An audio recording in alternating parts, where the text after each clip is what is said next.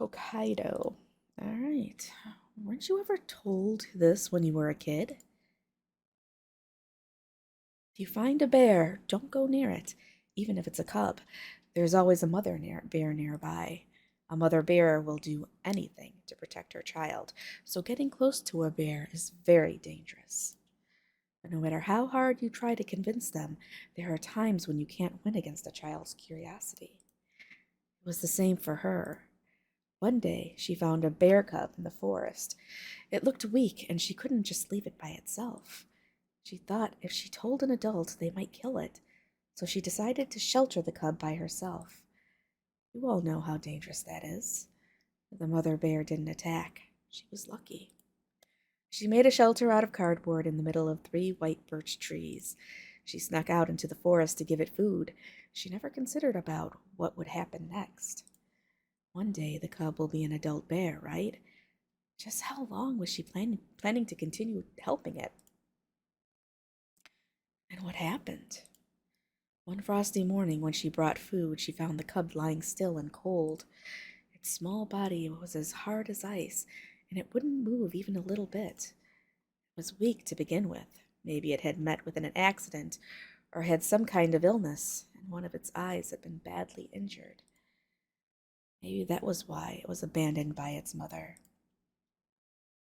As she was crying, an old man who lived in the area called out to her.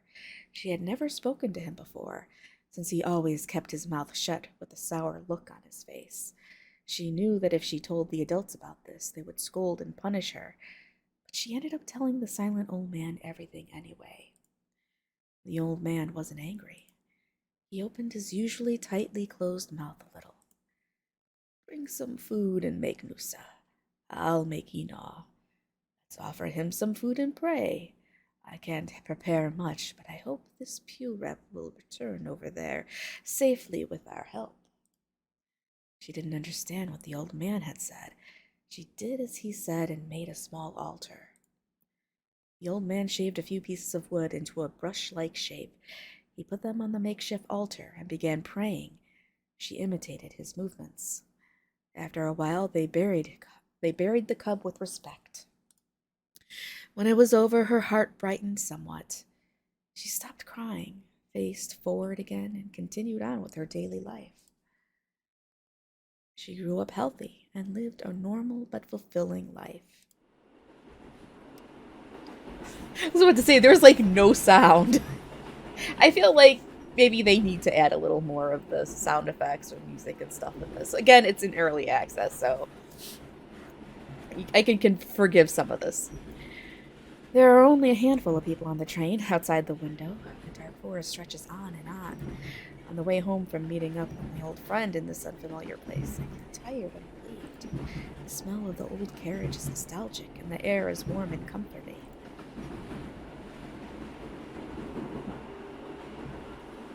Before I knew it, I had dozed off. I look around and see I'm the only passenger left in the carriage. I get this sinking feeling in the pit of my stomach that I've missed my stop. Where am I? The train has stopped at a station. From the window I can see an unfamiliar name. Kamui Mosir. There's no station with that name between Nemuro and my house, so there's no doubt I missed my stop. I have to get off. If I don't get on another train soon, I won't be able to get home. Still half asleep, I hand the fare to the conductor and get off the train.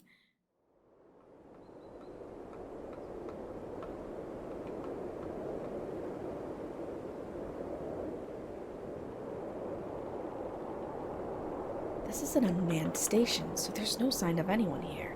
There's only one light outside that looks like it blinked out. It'll blink out. Okay, needs a little bit of editing here. That it might blink out at any moment, and the station sign is lit up.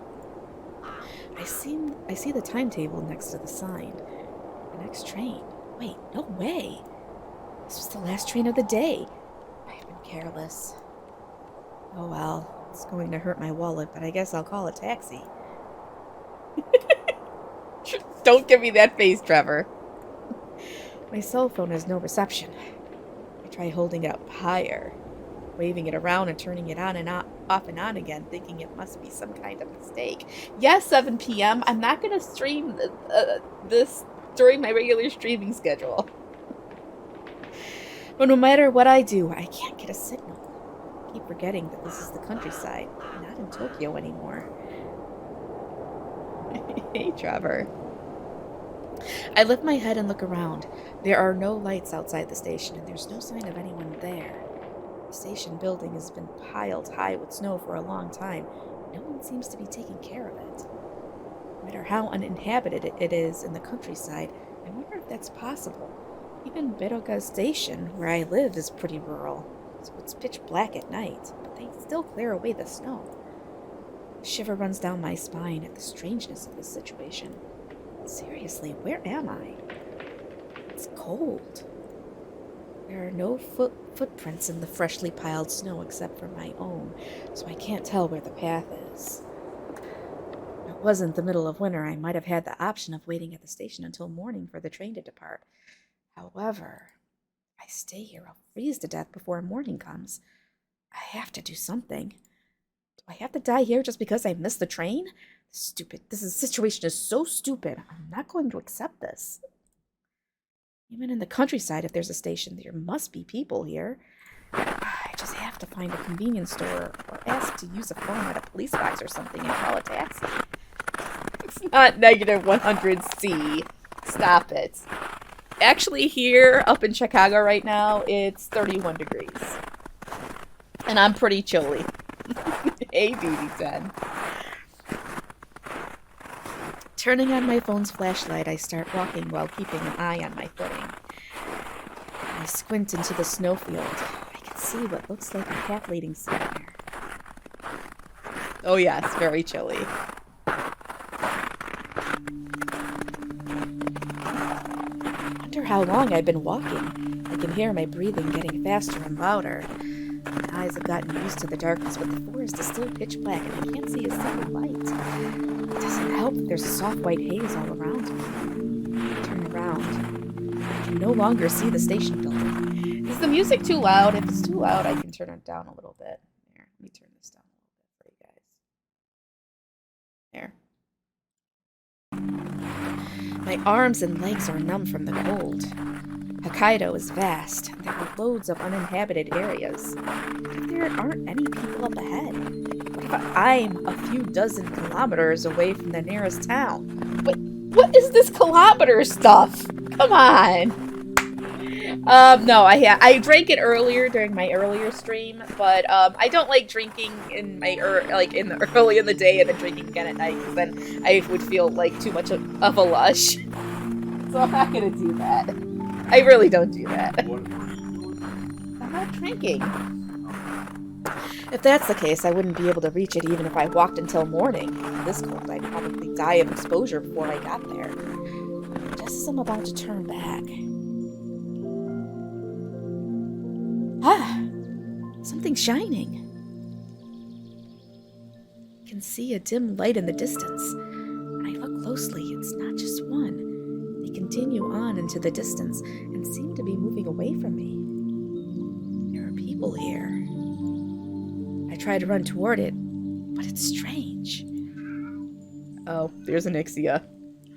It's not an artificial light like a flashlight, but something that sways more naturally, like the light from a lantern.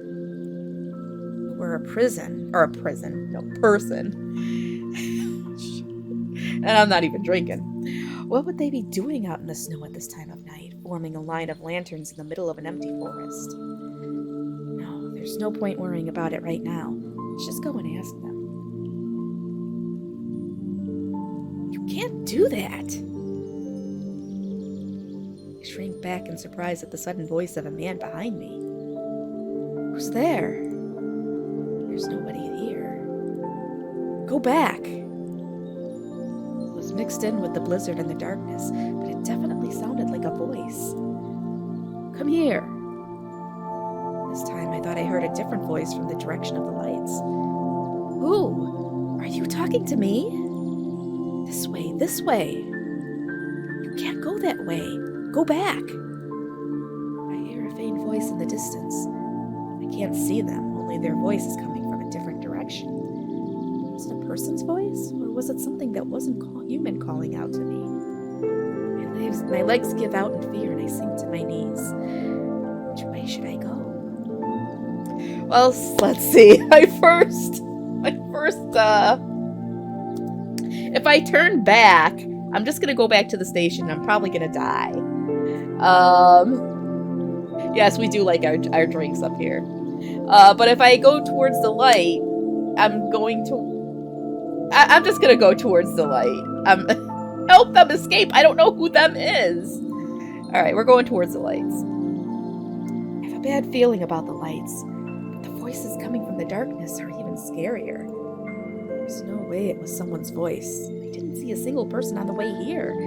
Had the cold finally got to me and made me start hallucinating?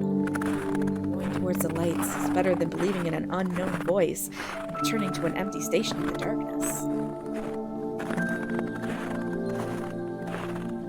The voice is getting louder. There's so many people here. I can hear murmurs mixed in with the blizzard. The closer I get, the clearer they become. Then...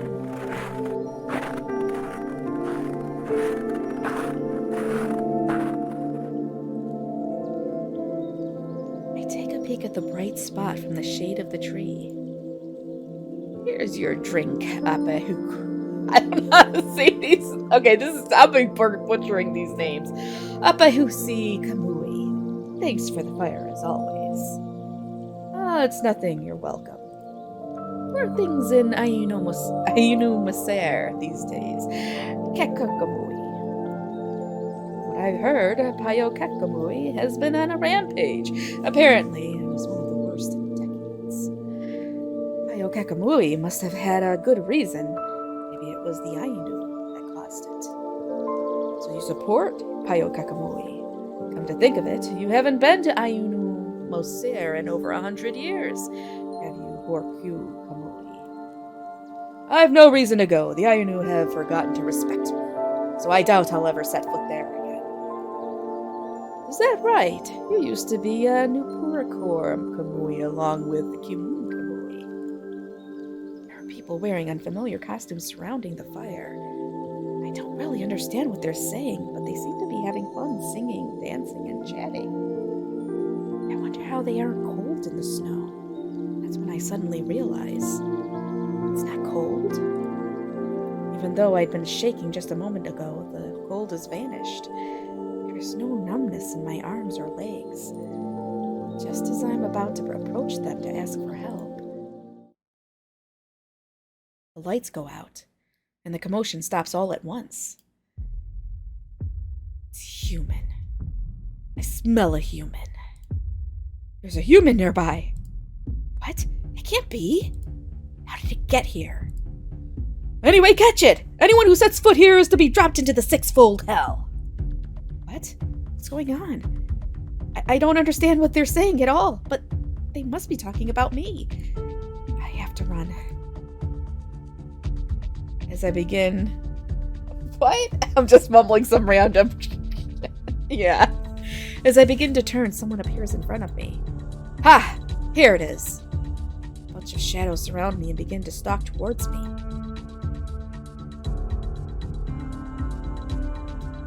Oh boy. Go left.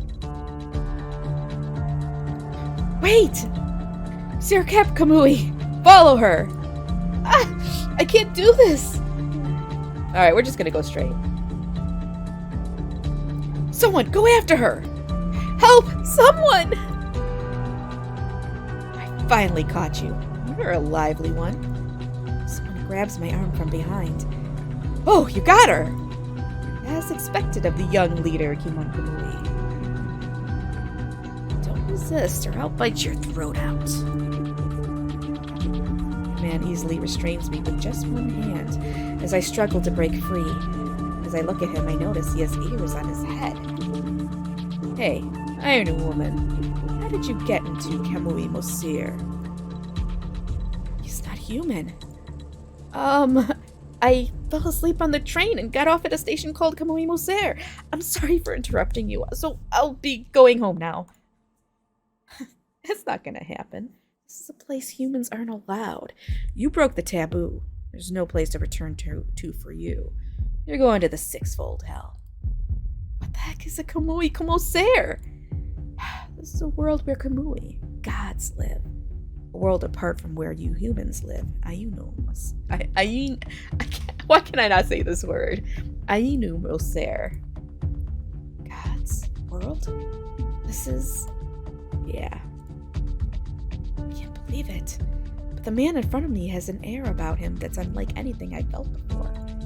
The others gathering around are wearing glamorous costumes that I've never seen before, and when I look closely, I can see some of them also have airs and tails.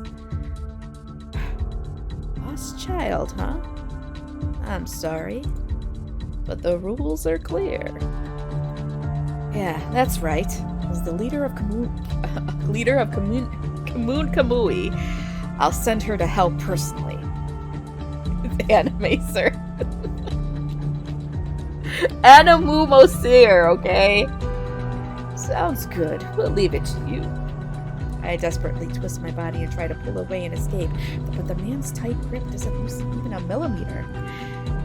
Where are you taking me? I said, to hell. I don't know who you guys are or where we are. I'm just here by mistake. If I've come to a place where I shouldn't have, I'm so sorry. Please help me. I look around at the faces of the people begging for help, but none of them listen to me. The man the others call the leader suddenly flies up into the air, still holding on to me. Too scared to speak. This is a dream. It must be a bad dream. Yes, millimeter. After flying through the air for a while, the man suddenly descends to the ground. Well, now that we've come to this far out, I can't see any hard-headed elders. You're such an idiot. How did you get here? What? He suddenly closes in on me, using a strong tone of voice, bewildering me. I don't know. You tell me. Are you telling the truth? Huh? You said you came here by mistake. It's the truth. I told you already. I fell asleep on the train and missed my stop. By the time I woke up, I ended up here. Lost, huh? It's strange. A human hasn't carelessly come to Kamui Moser in centuries. The young man eyes me suspiciously. Okay, well, there's gonna be no kissing for a long while yet, BB10. Stop it. I can't control that. What will happen to me? Don't worry. I don't agree with sending people to hell just because they wandered in without doing anything wrong. I'll take you to where you belong. For a brief moment, I was relieved to hear those words, and his next words shake me to my core. To Pakna Mosir, the land of the dead. Land of the dead? Wait a minute. What now? What does that mean? Aren't you going to send me back to my world? No, because you're dead. How is that possible? What are you talking about? Flesh and blood can come here, only souls can. So if you're here, that means you're dead. There is a proper place for human souls to go to when they pass. I'm sorry you ended up here dead, but if you go there, you can be born again as a human someday. No, I'm not dead. I don't remember dying. Think back. Remember what happened on the way here. Try to recall what happened before all this. I should have been having a normal, peaceful day as usual.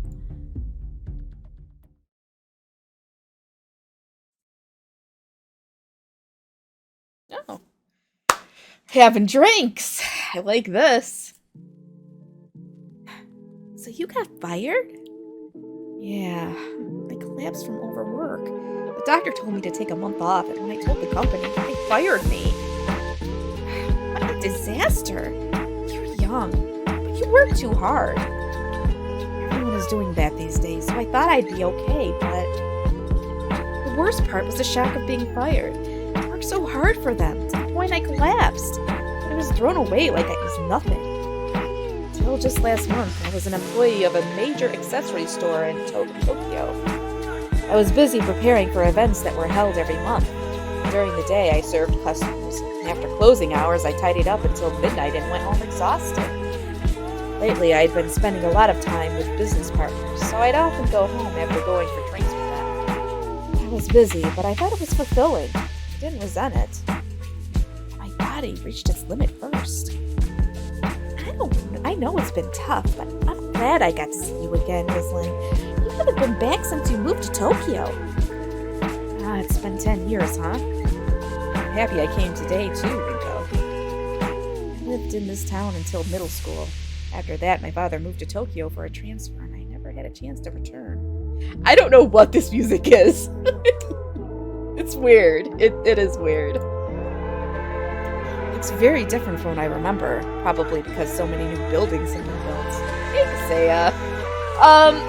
You didn't miss too much other than I basically wandered into Kamui Mosir? Yeah, Kamui Mosir, where all the where I shouldn't be. I'm dead, basically. Oh, okay. Well, you didn't miss too much. It looks very different from what I remember, probably because so many new buildings have been built. Glass is empty. Oh yeah. Think about what to order then. Bartender behind the counter places 2 glasses in front of us. And the customer over there. I turn around, following the bartender's gaze, and lock eyes with the young man. As I hesitate, the young man winks at me with a practiced expression. I guess things really can be like in TV dramas sometimes. I know, right? I've never had anything like this happen before. I thanked him in confusion. Thank you very much. Oh, I overheard your conversation. You came all the way from Tokyo, didn't you? Have fun today? Saturday night, after all. Cheers. The young man raises his glass toward us. We raise our glasses to him and nod. He seems cool, right? Rinko whispers teasingly. If someone like him were in town, there'd be gossip, but I've never seen him before. I wonder who he is. Yeah. We resume our conversation and the time flies by as we catch up. After a while, Rinko leaves her seat to use the restroom. I look out the window, so used to the bright skyline of Tokyo, but here only the dim lights of the station are visible. Beyond that is the light of a ship moored in the harbor, and beyond that is pitch black. Only the lighthouse glows from time to time. The view of the harbor is beautiful, isn't it? I've always liked it. Surprised by the sudden voice, I looked to my side. I'm very sorry for surprising you. You said you come from another place, just like me. So I was curious. It's okay. You're not from around here? My name is Kyril. I'm from Musashi. I'm flying all over the place for work at the moment. Musashi is to the south of Hokkaido. It's the opposite side of Nemuro. That said, he's from Hokkaido. I'm Rislin. I used to live here, but me and my parents live in Tokyo now. Ah, I see. Do you know anyone in Hokkaido? No, not at all. The only friend I still keep in touch with is Rinko, the girl who's with me. Then shall we become friends? What is... Okay. I'm sorry? I believe it's better to have as many acquaintances as possible. You can talk to me if you run into any problems, or even when you're just feeling lonely. Well... I would normally say I'm happy that you offered, but you know what? You only live once. Let's do it. No, we're gonna be friends. Maybe with benefits, but we're gonna be friends. Sure, I'd love to make a new friend. I smile back politely. I'm sure he's just trying to be friendly, so there's no need to be rude. After a few moments, Rinko comes back from the restroom. My apologies. It's rude of me to interrupt when you're having fun with your friend. I'll be going now. Please, text me. He presents me with a business card. Okay. I really meant what I said. So I'll be waiting for you, okay? Sure. I'm sure we'll meet again sometime. Bye for now. He winks again and turns his back to us. See you later, sir. Oh, thank you. Please stop by again when you're in Namuro. Wow, that's nice. Come to think of it, do you have a boyfriend? Nope. I haven't really had time for anything like that. What's the big deal? He seemed pretty used to talking to women, though. She's right. It was perfectly natural when he called out to me. He closed the distance between us in the blink of an eye, but didn't force himself on me. He left in a polite manner. He may not look like it. Well, this is bartender. Why is he here? To cause trouble. He's gonna sit there and heckle the entire story. You know it. He may not look like it, but he's the president of a trading company. He comes to Numero from time to time to stock up. This is the first time I've seen him talk to a woman in this place. Well, as far as I know. I look down at the business card. It reads, Sasayama Far East Trading CEO, Kyril Sasayama. By the way, where are you staying? My grandma's house in Bitoga. She's living with my parents in Tokyo right now, so it's empty. When I told my parents I lost my job and needed a rest, they told me to live in that house and take care of it if I had the time. Places like that quickly start falling apart if they aren't lived in for a while. Ah, I see. Wait a minute. You said Bitoga, right? That's pretty far from here. You're right. I have to catch the train soon, so I guess I should head back now. You should hurry. Yeah, let's meet up again sometime, Rinko. Thank you very much. Okay, God, that music's over with. I'm not a big fan of that theme. I parted ways with Rinko and got on the train. Got on the train, and I fell asleep on the way. And when I woke up, I was in a place called Kamui Moser. Drinking and getting on the train, huh? That's suspicious. The young man peers at me doubtfully. Got off at a station, right? Think harder. Where did you get off? I can't remember, but I feel like I'd been there before. Did I get off at Bitoga Station? I feel like I slept in a futon, but I don't remember going home. Maybe I drank too much and lost my memory. Did I sleep without going home?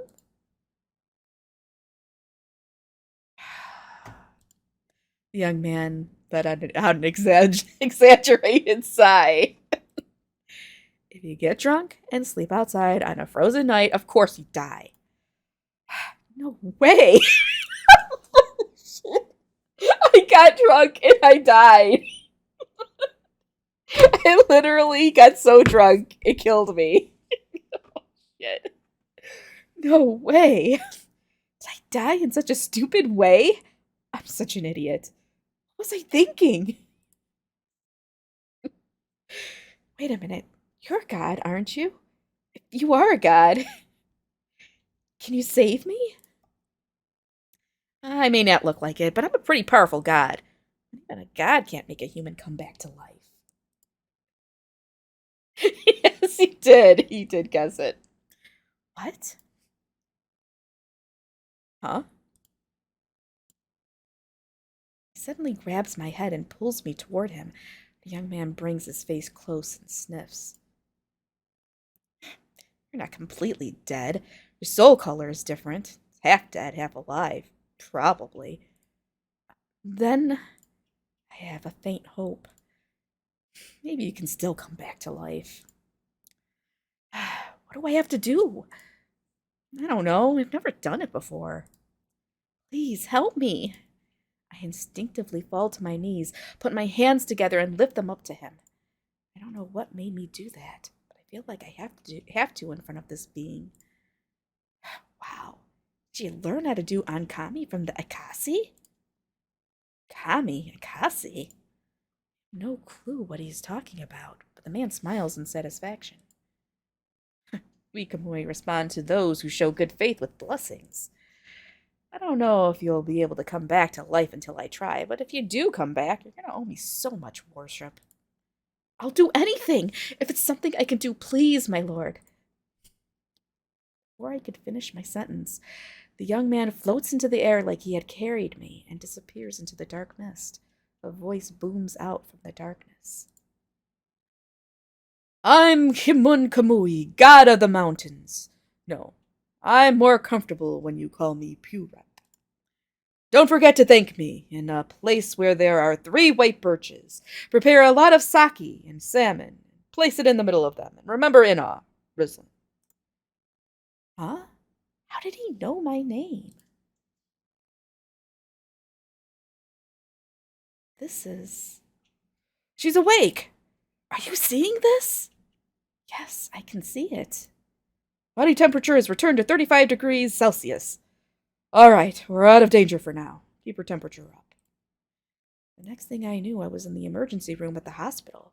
The conductor had found me lying on the side of the road a short distance away from Beraga's station, and I was brought here in an ambulance. I must have been drunk on the way home. The conductor, who had been worried when he saw me getting off the last train, had come all the way back to check on me after the train reached its final destination. It was a miracle he found me. Eternally grateful to the conductor, but that's not the only reason I was saved. Strange, but there were bear prints around where the young lady was found. A bear? Yeah, there was a circle of them around where this girl was lying. Are you hurt, ma'am? No, I'm not hurt. Since there were bear footprints, the members of the Huntsmen's Association searched the area after I was taken to the ambulance, but they couldn't find the bear. You came so close to them. It's a miracle they didn't attack you. Are you okay, Rislin?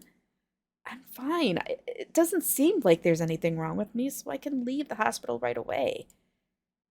I'm sorry. I should have done something back then. You looked able to walk just fine, so I thought you'd be okay on your own. Yeah, it was a little strange for me, too. I didn't feel that drunk at the time. I thought it was fine. I clearly remember the dream I had when I was unconscious, but it was too vivid to be just a dream. The young man I met in my dream said 3 white birch trees. This was the place I thought about when I heard that. As I stand in front of the 3 white birch trees, I remembered from my childhood. Memories I'd forgotten for a long time came flooding back. It was you, that little bear. When I was little, I used to visit this grandma's house all the time. One day I found a cub in the forest. I knew it was dangerous, but I couldn't leave it at all alone, so I sheltered it in secret. It was either injured or sick, and its right eye had been crushed. When the cub died, the old man who helped me bury it called him Purep. That's why I began calling him Purep and paid my respects to his grave in secret. But before I knew it, life moved on and everything faded into memory. After I moved to Tokyo, I had already forgotten about burying the bear in the grave. According to the neighbors, that old man passed away a long time ago. That dream where I met the young man might have been a delusion from a mind on the brink of death. It didn't matter either way. Even if it was just a dream, I couldn't help but be grateful to the bear. You're the one who saved me, Purep. As promised, I brought you what you asked as my thanks. I don't remember how to pray, so please forgive me. I brought some alcohol, dried salmon, and a bad inaw that I made myself. An old man told me an inaw is a wooden stick made from carved wood. It's an important gift that pleases the gods, and he taught me how to make it a long time ago. I kneel down and sit on the ground, clasp my hands together, then open them and lift them up.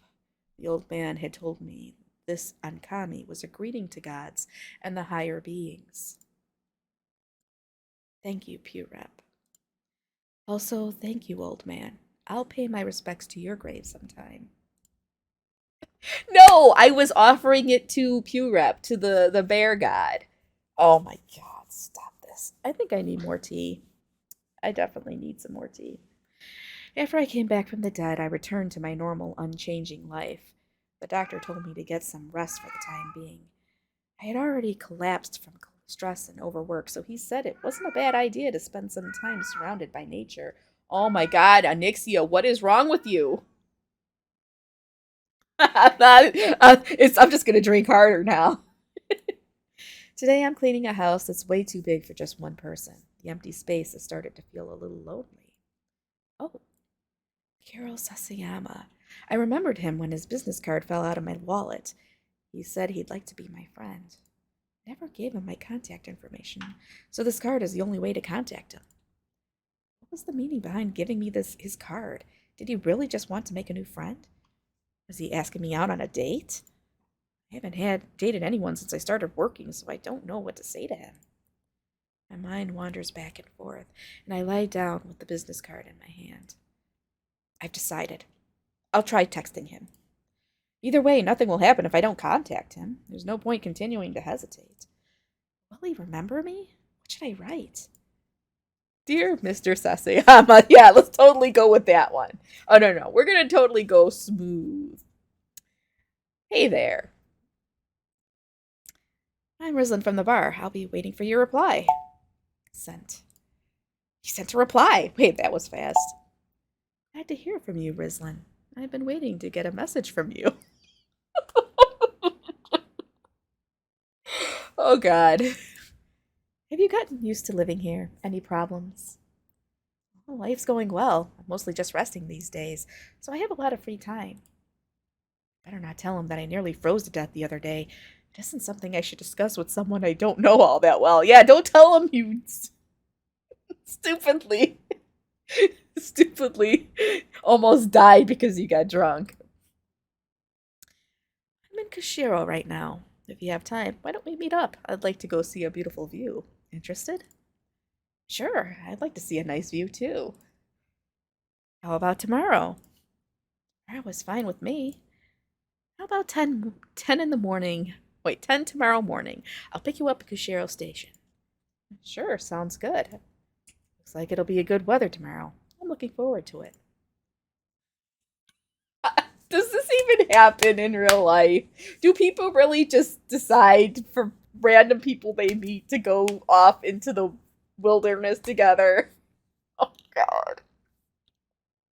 I put down my phone and sigh. The corners of my mouth naturally turn up. It was just a spur of the moment. No, it was just... Okay, this does need to be proofed a little bit. It was just spur of the moment that I agreed to meet him, and I'm looking forward to it, but I'm also nervous.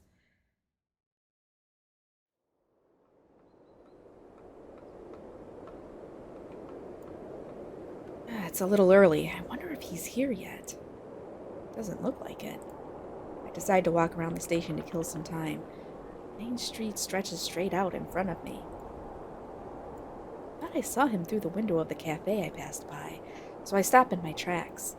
He must have been waiting for me. When I peer into the window, I gasp. Kyril isn't alone. He's with a woman. A beautiful person. She's a tall, slender woman. Kyril has his back to me and can't see me looking. The woman stares at him with an elegant gaze, and a bewitching smile appears on her face. Kyril takes the woman's hand and kisses the back of it respectfully. He stands up. I feel like I've witnessed something I shouldn't have, so I reflexively leave. They seem close, but I wonder what kind of relationship they have. I couldn't tell if they were lovers or something else just by looking at them. He's a nice person. It wouldn't be strange for him to have a lover. Maybe he really did mean he wanted to make friends after all. What? Stop it, BB10. Stop it. Hello, are you here? Yeah. You get out of the ticket gate, go straight outside. I already left the station once, but I pretend as if I've just come out for the first time. As I exit, a car I didn't see earlier stops at the ticket gate at the front of the station, and the driver's seat Kyril waves to me. Sorry to keep you waiting. Over here. Oh, thank you for picking me up. Come on in. You can put your things on the rear seat. What?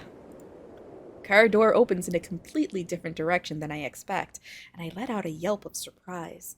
The door doesn't open like a regular car, but opens upwards like a bird's wing. I feel a little embarrassed when Kyril laughs at me. Surprised? We're driving down the mountain road, so I decided to use the SUV today. I'm surprised to see an SUV, but when he says he decided to use one today, does that mean he has in other cars? Does this guy got money? I mean, maybe I hit the jackpot. Jackpot! We're going down the mountain road? Yeah, that's right. That's where all the good scenery is. I put my things on the back seat and climb into the front passenger seat next to Kyril. So, what did you do before you moved up here? I was an employee at a big accessory store. It was busy, but fun.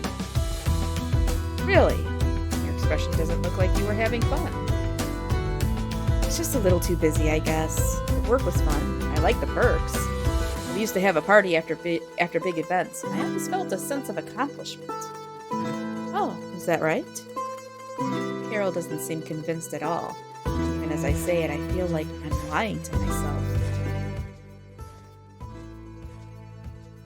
Wow, I love those new earrings. The scarf is so cute, too.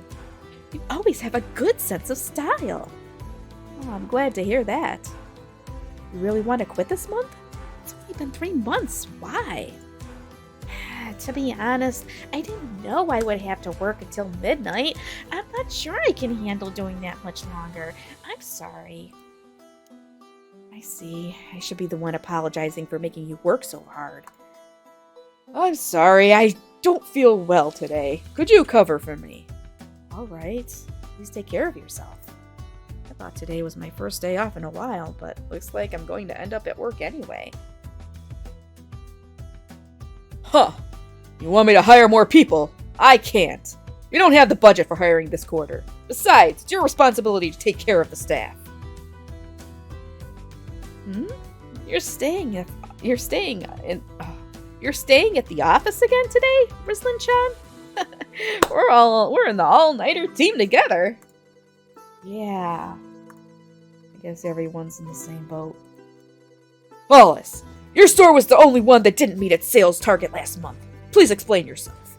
It was because the ticket gate at the station next to the store was closed due to the construction work, and foot traffic decreased significantly. Are you just going to lay all the blame on outside forces? There must have been something you could have done to mitigate it. What is your plan to deal with this in the future? This is terrible. Anyone at that store would have said the same, but she is the one being grilled by the top brass. Oops. That manager is always like that. She's always harsh to Rislin-chan because she's cute. Wait! That manager has a really gruff voice. I didn't even know it was a chick. I guess in the end I didn't collapse from overwork, but from stress.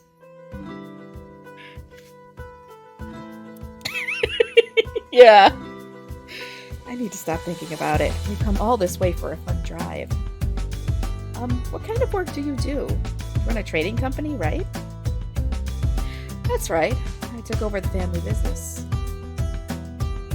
I did, but I don't remember all the side characters. Took over so young. What do I say? Well, what do you sell? I'm just gonna ask what he sells. Yeah, probably. What do you sell? Fish and processed seafood. I used to catch herring, but after a while there weren't any left to catch, and I had no choice but to do something else. These days I run a shipping and transportation business. We ship to Sakhalin, Kamchatka, and sometimes Alaska. Wow, that far away? Come to think of it, when we first met, you said you liked the harbor. Well remembered. I've been to and from more ports than I can remember for work, but when I look at the harbor, I feel the world beyond the horizon. It makes me happy. I haven't really thought about it much before, but imagining it like that is wonderful. My favorite is the harbor in Asashi. I used to gaze out at the ocean from the highest mountains of Asashi. While we were talking, we drive up an unpaved road and soon arrive at the observation deck.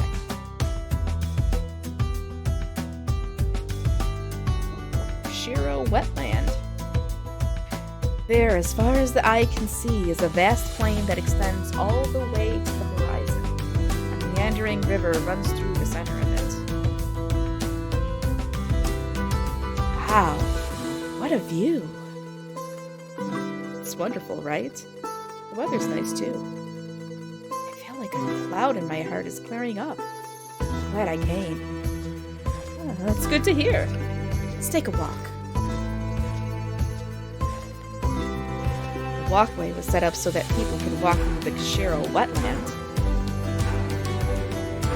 I'm not on the right footing. Shall I hold your hand? Kyril, who had descended the stairs first, turns around and holds out his hand. He smiles teasingly. I can't tell if he's joking or serious, so I hesitate for a moment. Just kidding. Don't make fun of me. It's bad for my heart. But do watch your step. The ground around here is slippery. It's like being on a floating grass in a giant puddle.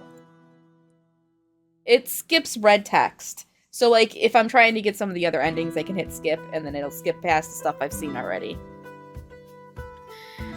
Don't tell me to skip. Don't tell me to hit yes. Be especially careful of Yachimanako. Yachimanako? Bottomless pool you'll never get out of once you set foot in it. Looks like a shallow puddle, but there's actually mud and dead leaves piled deep. You could think of all the little puddles around here as Yachimanako. But I should be fine as long as I'm on the walkway. I can sense something above us and look up. Wow, a crane. A red-crowned crane flies over our heads. I saw them a few times when I was little, but now that I'm an adult, I can't help but cry out in admiration. A pure white body and jet-black wings. Its bright crimson head looks like it's wearing a crown, stretching out its long neck as if to show off its nobility. Its beautiful appearance is like a work of art. Regardless of culture, I imagine an ancient people who saw this crane could not help but think it must be an incarnation of something biblical.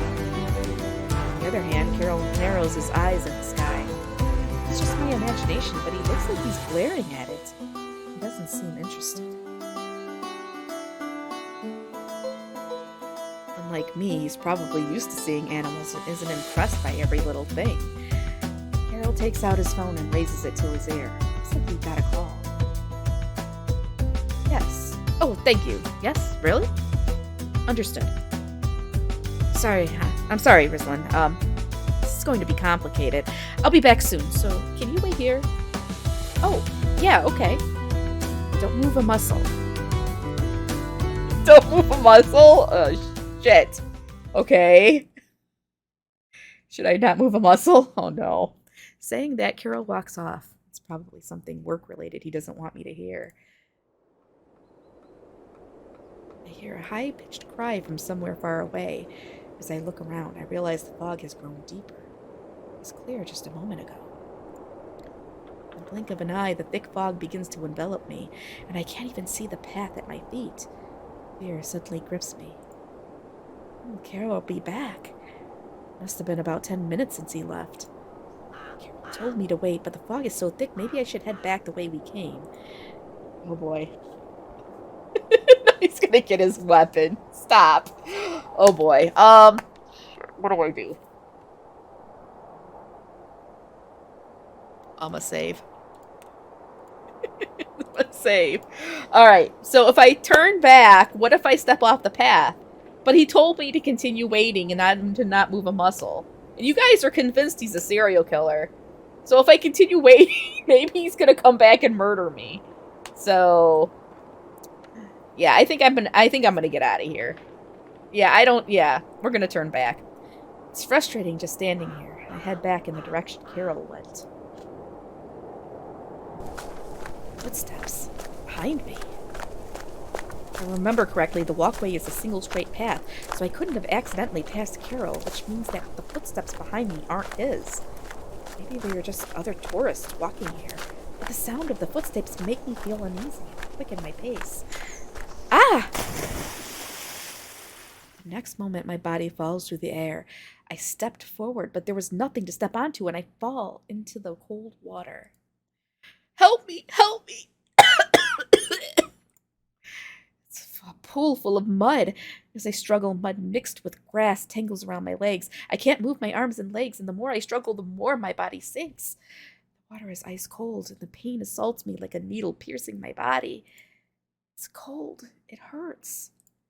Muddy water enters my mouth. I desperately try to get out of the water, but no matter what I do, my body is only sliding deeper and deeper into the dark pool. I can't breathe. It hurts. Someone help me. Just as my consciousness starts to fade, an unfamiliar voice rings out in my head. Are you begging me for help, Ayanu woman? Please help me, God. I'll thank you properly. I'll do anything for you. Very well. Grab on. As I struggle, I manage to instinctively grab onto something thin and prickly. Bird's ring. As I grab it, my body is easily lifted up out of the water. Riversliv is kind of a dum-dum. When I open my eyes again, a field of pure white snow is spread out before me. Even though it's a snowy landscape, the peach blossoms are in full bloom. I don't see the walkway I was on before anywhere. I feel a strange sensation, as if my feet aren't on the ground. It dawns on me that maybe I returned to that place from before. Am I dead again? You're not dead. Hearing a calm, noble voice, I look up.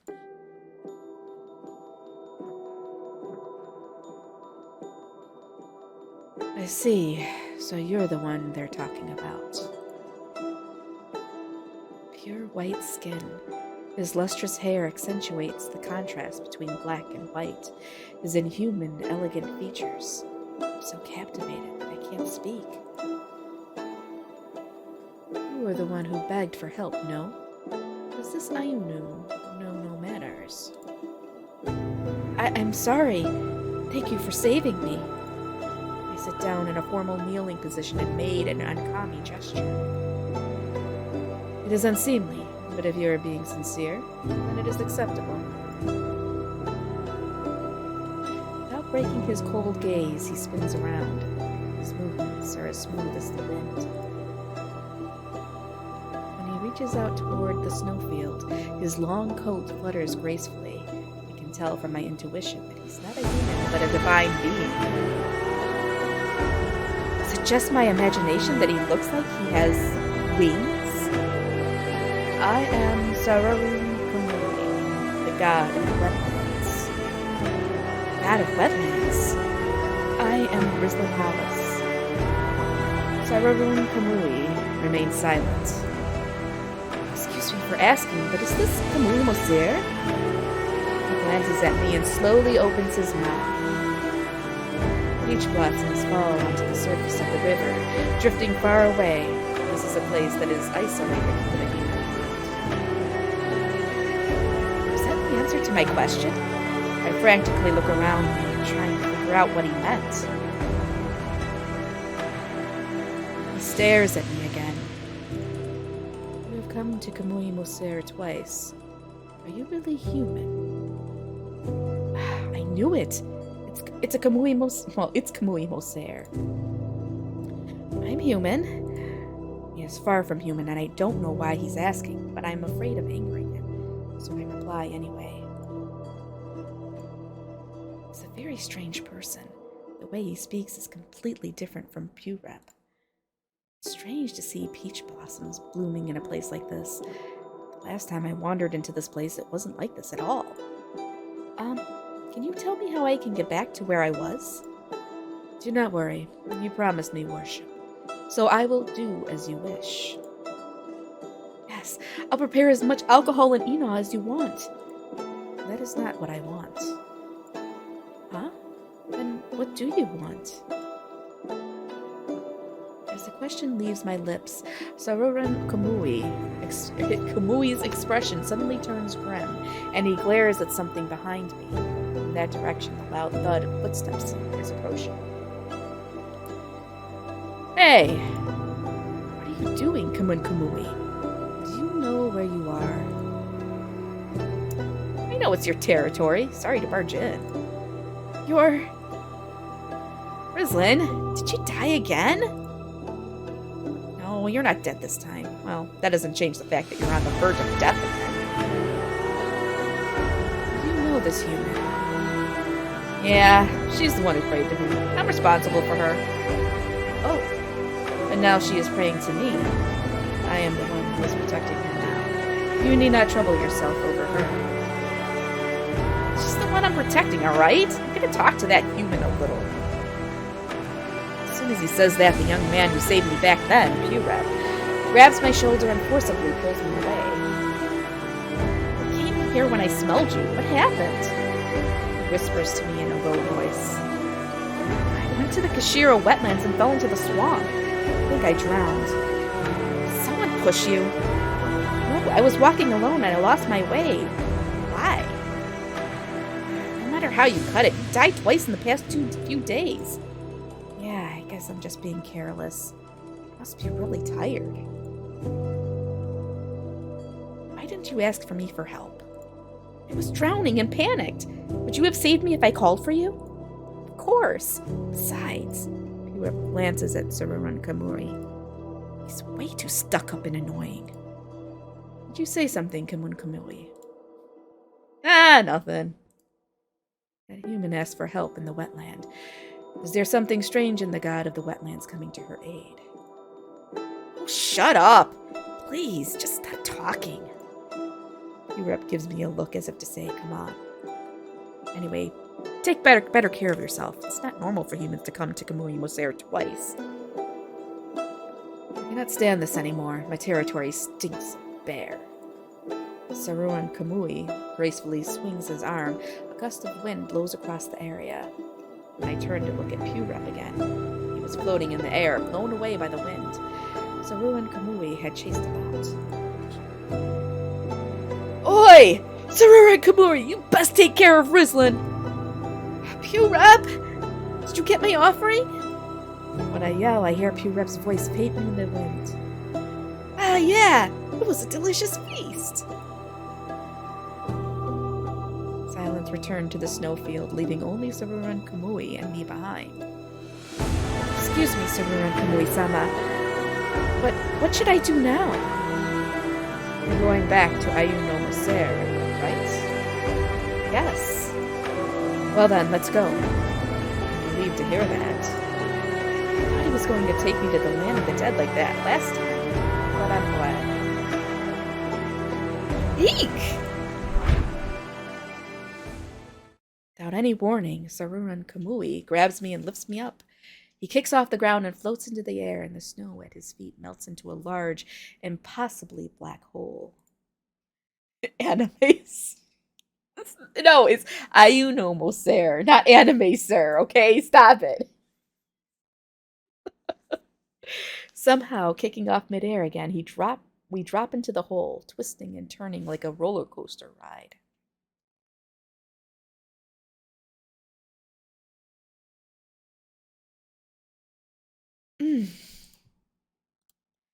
I awake, I see the face of Sarurun Kamui right in front of me. So close. What's happening? I haven't come back to life? When I look around, I see the Kyril wetland. I'm lying on a wooden path with Sarurun Kamui cradling my upper body. Oh, thank goodness you're safe.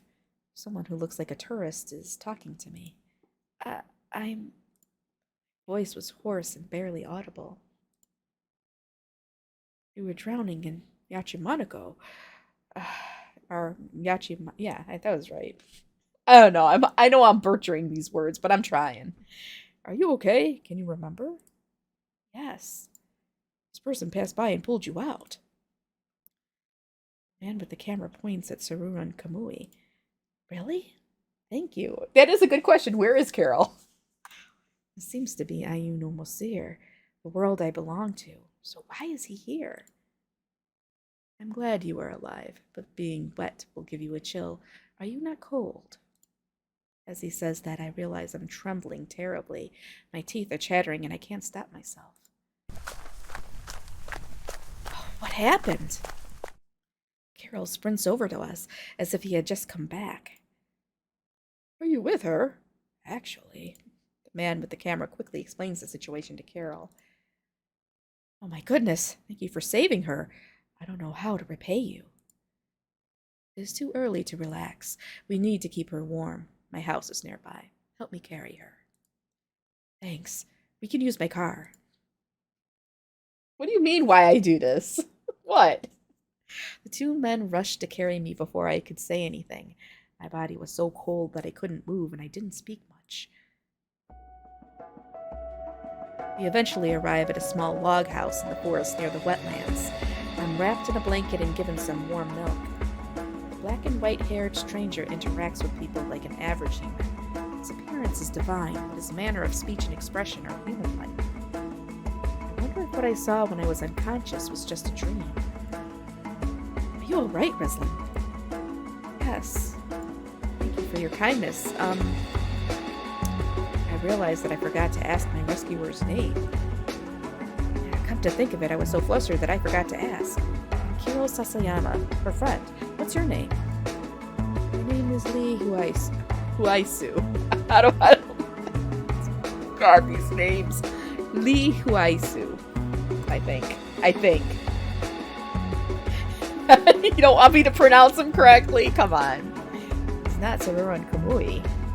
He's just a normal human, not a god. The things I saw were vivid, but they must have been a dream or a hallucination. My mind was just confused and mixed up reality with a dream. Purep even appeared, so I must have had a dream. I wanted to have because I wanted to see him again. I grin a little to myself. I'm Rislin. Thank you, Lee Huai-san. What? Huaisu-san. I'm just saying Huaisu-san. Yeah, probably, yeah, okay. You can call me Huaisu. He glances at me curiously, but then averts his gaze. You must both be hungry. Would you like something to eat? We don't want to impose on you anymore after all you've done for us. We'll be leaving soon. Don't be shy. I live alone, and it is more fun to eat with others. Or is there a reason you have to leave so quickly? Aisu's tone is gentle, but something is off. I look at Kyril's face and see that he still maintains the same good-natured smile. But for some reason, I sense an intensity there. Oh, so they are glaring at each other, like they're uncomfortable in each other's presence. Something is going on here between these two. I'm sorry we have to run an errand. Maybe I should just get out of here. I don't need a fight. No. We're gonna leave. Carol and I have somewhere to be, and I have to get on the train, so excuse us. You really saved me today.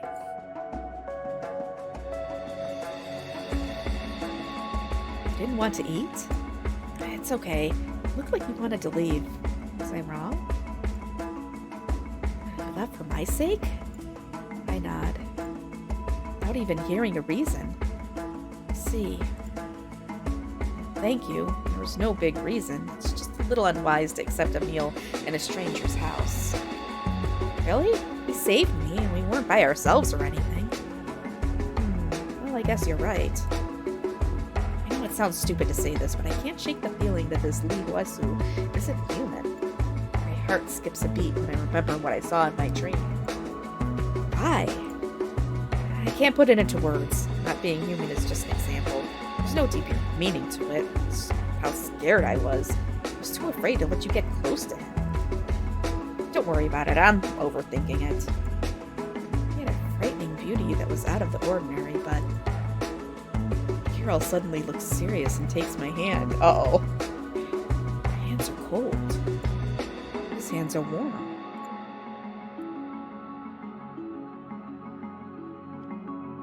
I think I should take you all the way home today.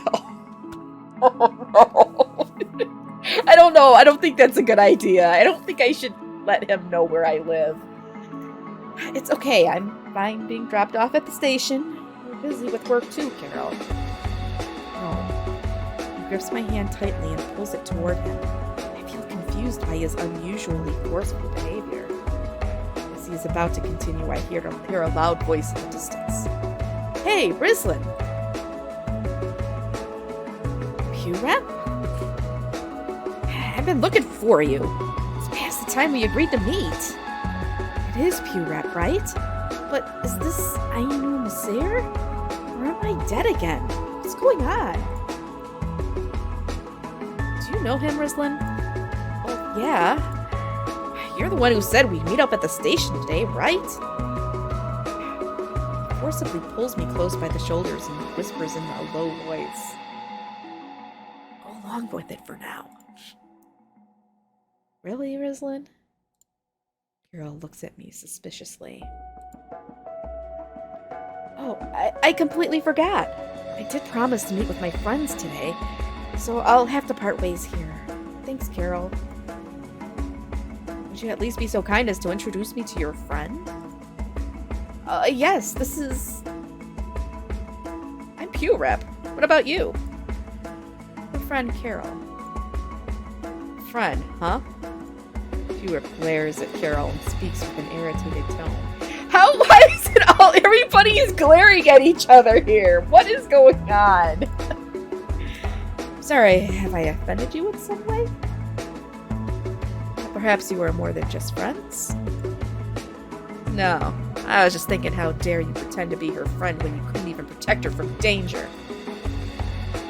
What are you saying, Pew Rep? I was careless. He didn't do anything wrong, okay? So it seems like you saw the whole thing and did nothing. The atmosphere is starting to become grim, so I forcefully pull Pew Rep away. See you later, Kyril. Thank you for today. Confirming that Kyril's car had driven off, I turned back to question Pew Rep. Hey, what the heck are you doing here? Wait, what the heck are you... Yeah. What the heck are you doing here? Did I die again? Don't worry. This is Ayuno Masir. We gods come down to Ayuno Masir from time to time. Do you know that we usually take the form of animals in front of humans? God descends into the human world, we become animals, plants, all sorts of things. Anything that suits our purpose. When I think of it, I heard something like that from an old neighbor a long time ago. Gods dwell in all things in this world. The gods come to the human world to bestow blessings upon humans. That's why people should be grateful for their blessings and thank the gods. The gods will be happy to return again if we pray and give offerings. Once they go back to the world of the gods, they will return to the original. Powerful gods descend in human form, like this. Come to think of it, he did call himself a powerful god when we first met. I thought it was a myth. I didn't think it was true. So, Maisu-san really is Saruman Kamui-sama. Oh my god. This sentence is horrible. Is really Saruman Kamui-sama. Yeah. Anyway, how long have you known him? And Kyril? We met last week, and this is the second time we've seen each other. Why? Never mind. Just be careful.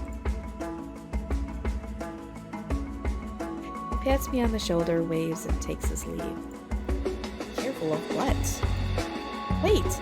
I'm sure he's feeling sour after meeting Pew Rep. I have to follow up with Kyril. Sorry about today. My friend was being rude. I hope you can forgive him. I don't mind. It's not wrong.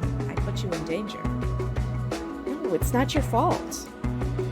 By the way, are you two together? Or something like that? Not at all. I see. Just out of curiosity, what is your relationship? It looks like he really cares about you. A man like that should be cherished. What? Is he jealous? Oh, shit. He's the god who saved me. Would be my honest answer. If I say that, I'm sure Kyril will think I'm crazy. I met him just recently. He's like a bodyguard who's a bit of a nuisance. In other words, he's a man who cares about you. Not quite. It's hard to explain. I see. Would you like to meet again? I want to talk to you properly. Let's see, I'm a little busy starting next week. I'll let you know when things are a bit less hectic. Alright. Damn. Well, I think he doesn't like that Pew Rep was hanging around. Maybe he hates me. Guess it can't be helped. I don't know if he'll contact me again, but I'll wait.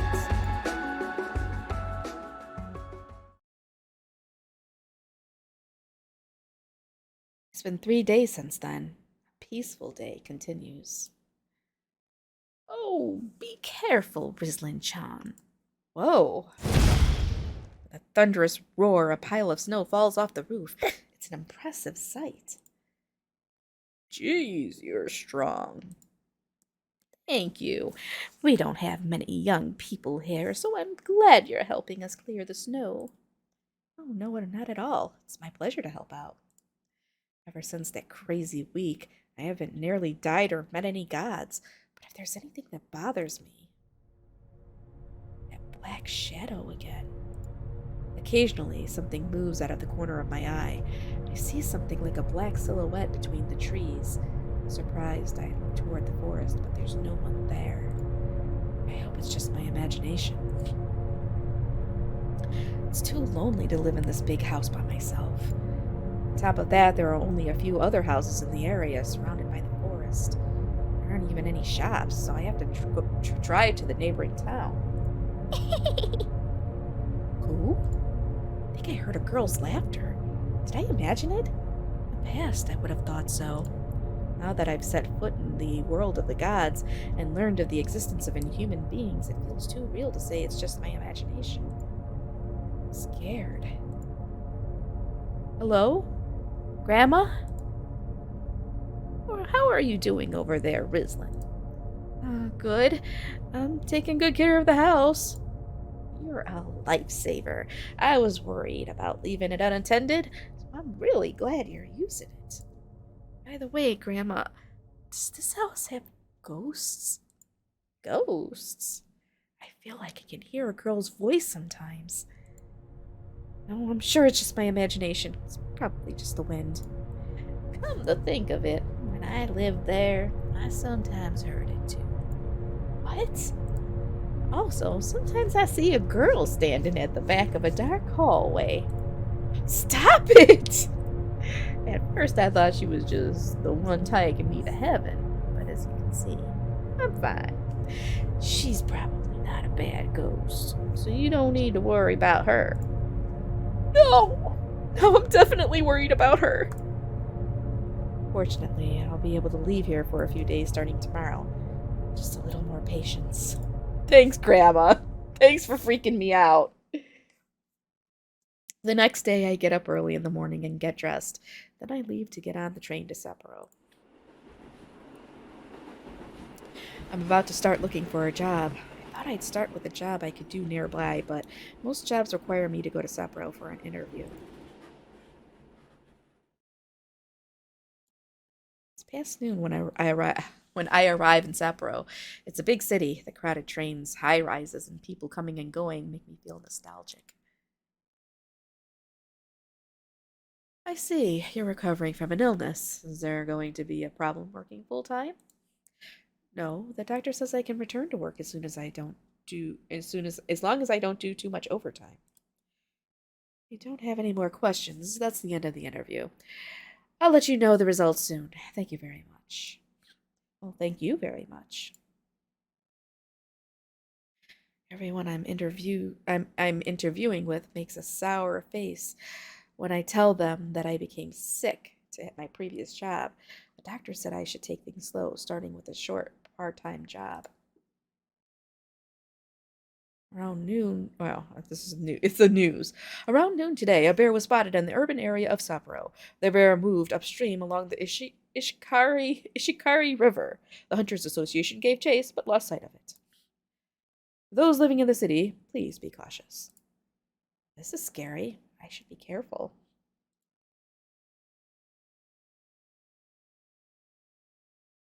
The next day. How have you been, Rislin-chan? I didn't think I'd meet you again in a place like this. I'm surprised, too. I didn't know you were on a business trip to Sapporo. Yeah, it's for a limited-time pop-up store. One of my former colleagues contacted me when they found out I was in Sapporo by looking at my social media. We've been colleagues since I joined the company after graduating. It's no word of a lie that I got through a lot of tough work thanks to them. Thank you for waiting. One crab hot pot. Ah, it's delicious. Crabs are in season, right?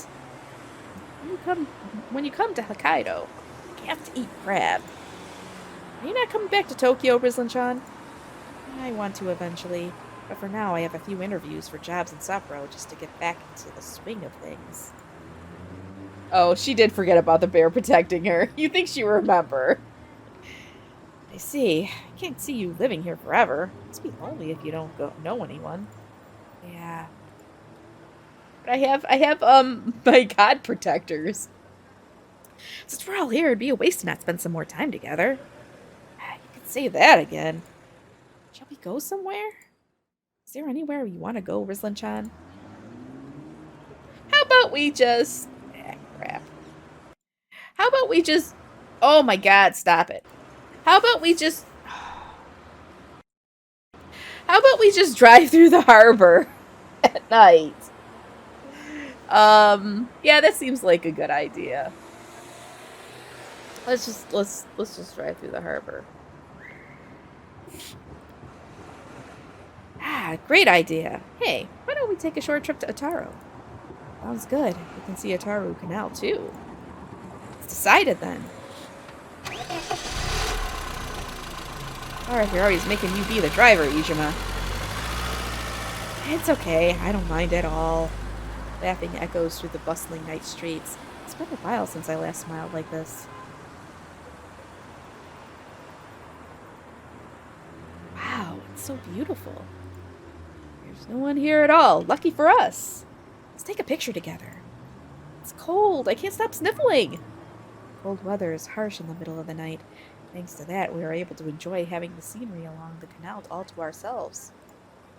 Seeing my lively ex-colleagues like this, I feel like I've returned to those innocent, hopeful days. As we pass through the warehouse district, we reach the port wall. The lighthouse illuminates the sea with a pale yellow glow. Cargo ships are moored on the shore wall. I see a shadow move out of the corner of my eye. What's wrong, Rizlan-chan? Nothing. I just thought I saw someone for a second. Hey, don't freak me out! I'm reminded of the strange shadow I've seen between the trees at home lately. Looking closer, there are several workers beside a freighter, loading the cargo from the ramp onto a truck. Oh, it's just people working. Wow, crabs! They look delicious! The light from the lighthouse shines over the cargo for a brief moment. I can see the basket full of crabs. Now that I know what it is, I'm relieved, but I can't shake the feeling something else feels off. There's a sound of a door closing, and the truck's engine turns over. As it begins to pull away, it's clear the truck is heading straight for us. Watch out! Perhaps not noticing us in the dark, the truck just barely manages to swerve around us. They should at least turn on their headlights. That was a close one. Sato-san immediately takes out his phone and starts taking a video of the truck. You guys can't be here. Only authorized personnel are allowed. It's dangerous, so get out. Oh, really? All right. Sorry. Unknowingly, we had entered a forbidden zone. As we walk back the way we came from the warehouse district, Ijima-sama is the one to ask the question that is also running through my mind. Wasn't that weird? Yeah, that was terrible driving. No, that's not what I meant. First of all, it's weird to be unloading at this time of night, and they went out of their way to work without any lights. The boat must have had lights, but they were turned off. I was thinking the same thing. I don't think you'd forget to turn on the headlights when the harbor's so dark, so maybe they had them turned off on purpose. So does that mean something bad was going down? What should we do? The poster at the izakaya said, call 110 if you see any suspicious boats or cars on the harbor. All right, I'll call the cops. Even if it's a misunderstanding, he was still driving dangerously. I have the video evidence I took earlier. Sato-san holds up his phone. Shouldn't do that. Uh-oh. When we turn around, the man we saw at the harbor is holding onto Sato-san's arm. Sato-san jumps back in surprise, but his phone was snatched away. We don't want to be reported. We slowly realize it isn't just the one man who stole the phone. Several other men had emerged from the dark warehouse district and surrounded us. We were all stunned to silence by the sudden turn of events. Yes, her life is a dark comedy. Run! Reacting to Ijima's voice, we regain our senses and start running. Eek! Hanada-san disappears from my sight, and I stop to turn around. The man is trying to grab Hanada-san from behind as she falls. I quickly run over to her. Hey! The other two who are running ahead of us notice as well. Go and get help! I shout at Sato-san, who's about to turn back towards us. Ishima-san seemingly decides that is the right thing to do and starts running away with Sato-san. But another man is lying in wait in front of them.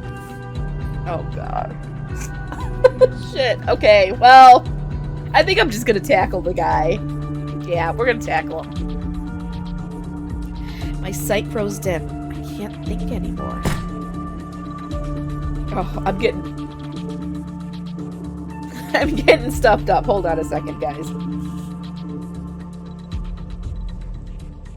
You know how I get congested when I read for a long time. I gotta take a sip here. Without much thought, I slam into the man holding on to Hanada-san. The man stumbles back and falls to the ground, surprised. Can you stand? Yeah. I take Hanada-san by the hand and start running away again, but I quickly lose my sense of direction. Black-suited men approach from all directions. I have no idea where to run. Help me, Kyril. I'm surprised that the first name that pops into my head isn't Purep or Huaisu. He's just a human. It's not like he can hear me and come to my rescue. We'll take care of the woman. Or we'll take care of the women. You go and get the men. Got it. We pass through a gap between the warehouses. We come to a dead end. Men pile in from behind us, one after another. And we're cornered by the wall of the warehouse. This time, there's no escape. A man pins me down from behind. I can see Hanada-san beside me, being held down in the same way. What are we gonna do? These women and those two men have seen us. It's no problem if we dispose of them. It'd be a problem if you ruin your little fishing operation. I hear someone's voice from behind the men. The sound of footsteps approaches, and a man in a suit stands behind us. Oh, shit. Don't interrupt our business. It's a familiar voice. So you're the crab poachers, the disrespectful fools stealing my prized goods. Where did this guy come from? This idiot is by himself. Let's get him! A group of men immediately surround Kyril and cut off his escape, but he doesn't seem the least bit intimidated. He's wearing his usual cool smile. No, he's not. He's not smiling at all right there. Oh, I'm not alone. It's a bluff. I checked around. I didn't see anyone else. Kyril? I can't believe my eyes. How could he really be here? What a coincidence, Rislin. These guys are poachers. The Yakuza in Hokkaido make their money by poaching fish. There used to be a lot of them in Nomuro. Recently, poaching control has been stricter in both Japan and Russia, so their methods are becoming smarter. We got crabs from the Okhotsk Sea, right? Most poachers are working with the Russian mob these days. I'm guessing you guys are too. Kyril continues his explanation, paying no heed to the fact that he's surrounded by dangerous men. Crabs poached in the Okhotsk Sea would be loaded onto a freighter on the open sea, where there will be no witnesses. That freighter goes through the proper procedures and uses its legitimate cargo as camouflage for the poached stuff when it goes through the harbor. Then you sneak it at night and unload the crabs. You a cop? Oh, no. I'm just a trader here to punish those responsible for stealing my goods. Glad you aren't a cop. The man hands something small and black to the man I guess is the leader of the group. A handgun. The man points the gun straight at Kyril. He doesn't change his expression at all. You're taking good care of your gun. Eek! Ah! The scream that rang out along with the gunshot wasn't from Kyril, but from the man who shot at him. The man clutches his burned arm and groans in pain. The stench of burning wafts through the air.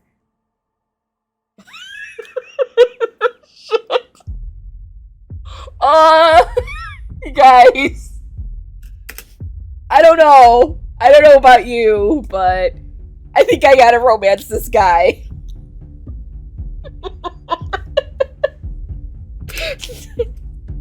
Okay. It's fine. It's fine. We'll be fine. We'll survive this, right? Yeah, definitely. Oh, shit. Oh, man. You really shouldn't neglect a gun. Neglect to maintain. I can't help it. You really shouldn't neglect to maintain your guns properly. Damn it! Click. I hear the sound of someone else pulling a gun slide. Some of the men race toward Kyril with their bare hands. Look behind you, it's dangerous. Looks like something caught fire from that last mishap. Kyril points behind the man. Instantly, flames shoot up in his back.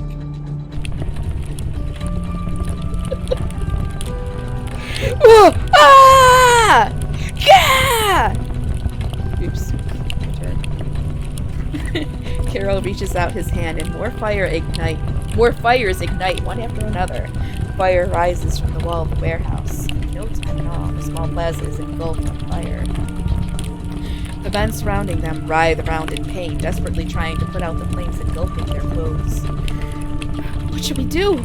We're not with them! Follow me. Kyril grabs both of us by the arm. As he advances forward, the fire goes out as if to avoid him, and a path opens up. We leave the warehouse district out of breath. Risa-chan! Hanada-chan! Seto-san! Ijima-san! Oh, thank goodness you're safe! I thought you guys were caught too. How the hell did you escape? First, let's get out of here and call the police. There might still be more of them. Ijima-san's right. No, they're all gone. I'll sort things out here. You guys go home. Who are you? Sasayama-san. He's an acquaintance of mine. He saved us. What the hell are you doing here? Cleaning volunteer. My company operates in this area. When he says cleaning, it doesn't sound like the right word. He gestures to look at one of the storehouses with his chin. When we look at the door... Okay, when we look at the door... Shutters all around us? I don't know what that means. When we look at the door and shutters all around us, we can see the word Sasayama Far East Trading written in large letters. Is it really okay to leave this all to you? Yeah, nothing to worry about. Kyril urges us into the car with a gentle smile. See, he has a gentle smile. It's all gonna be fine.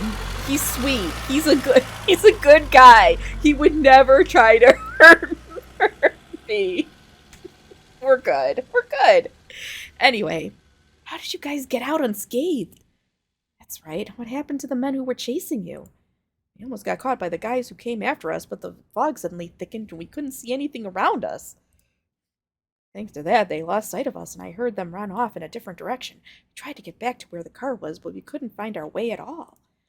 No matter which direction we went, for some reason, we ended up going back to the same place we started. I could hear the men screaming through the fog, but I had no idea what had happened, so we just wandered around blind until we caught sight of you guys. I felt like I was being pinched by a fox. Is it really okay to trust that man, Sasayama?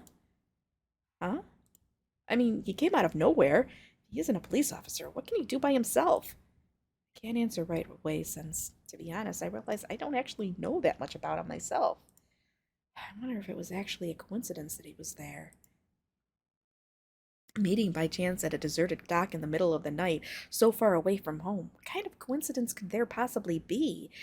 It's true that his company's warehouses are there at least. Besides all that, when we were cornered in the plaza, a fire suddenly breaking out just as he shows up. He spoke as if it was a fire from an explosion, but the fire spread as if in response to his hand reaching for it. That warehouse is made of bricks that are hard to burn regardless. But he did help me in Rizlanchan. I don't think he's a bad person. Bad guys wouldn't let us leave so easily. Yeah, that's true. Man, I thought I was going to get wet my pants. The tension melts away a little, and an air of relief washes over the car. I glance over my phone and see a message from Kyril. I don't know. You know what? I don't know who's a guy and who's a chick here. So they're all getting random voices. They're just gonna get random voices. Hanada, she's just got a super deep voice or something. I'm worried about you. Tell me where you're staying. So tired of thinking about everything, my head is spinning. So I reply with the hotel's name. No! Why? Rislin, why did you just give him the hotel name? Saito-san, that's him! Hey, you. Causes a lot of grief tonight. Hey, I've been waiting for you to show your face. You're the boss, right? Glad I caught a big fish tonight. Oh? So you knew it was our ship and interfered? You're crazy. You know the consequences, right? Yeah. Do what you want with me. This guy. He's got a screw loose or something. Ever since I received the reports that you showed up around here, there's been a few of my associates I haven't been able to contact. Do you know anything about that? I can show you to them right now if you like. Just tell me already. Then maybe I'll let you fall unconscious later and avoid some of the pain you're going to experience. That's a scary thing to say. He ran away? He's there! Get in the car! Give him a little bump and he'll be silent. Yes, sir. Ah! What? Did you drive into the ocean? What the hell are you doing? I thought it was driving along the shore. The door won't open. I can't open the window. We have to. Damn it, there's so much water inside. Poor Mr. Saito and his men had an accident and ended up at the bottom of the ocean. But if you feed yourselves to the fish in compensation for the fish you've stolen so far, perhaps the goods will forgive you. Or the gods will forgive you. Not the goods. The goods do. The gods will forgive you. Now then, what's next? Oh my god, yes. She is a very stereotypical ultimate protagonist. See you, Hala-san. Take care. Thanks for everything today. I hope we can hang out again sometime soon. Drove back to Sapporo, and they escorted me back to my business hotel.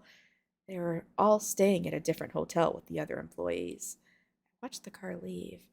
I pretend to be fine, but to be honest, my legs are still shaking.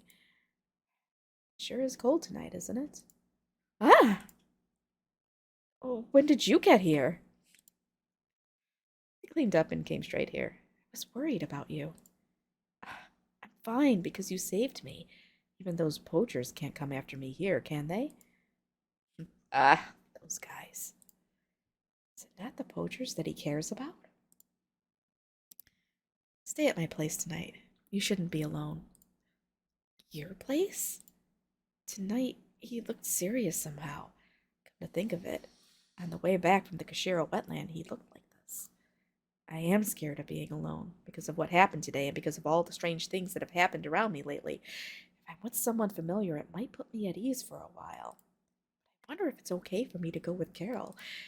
While I am grateful for his help, I was afraid of him earlier. At the same time, I find myself strangely interested in him because I don't really know anything about him. I'm scared, but I want to know more. I can't help thinking that. Come on, get in. Rislin's gonna die.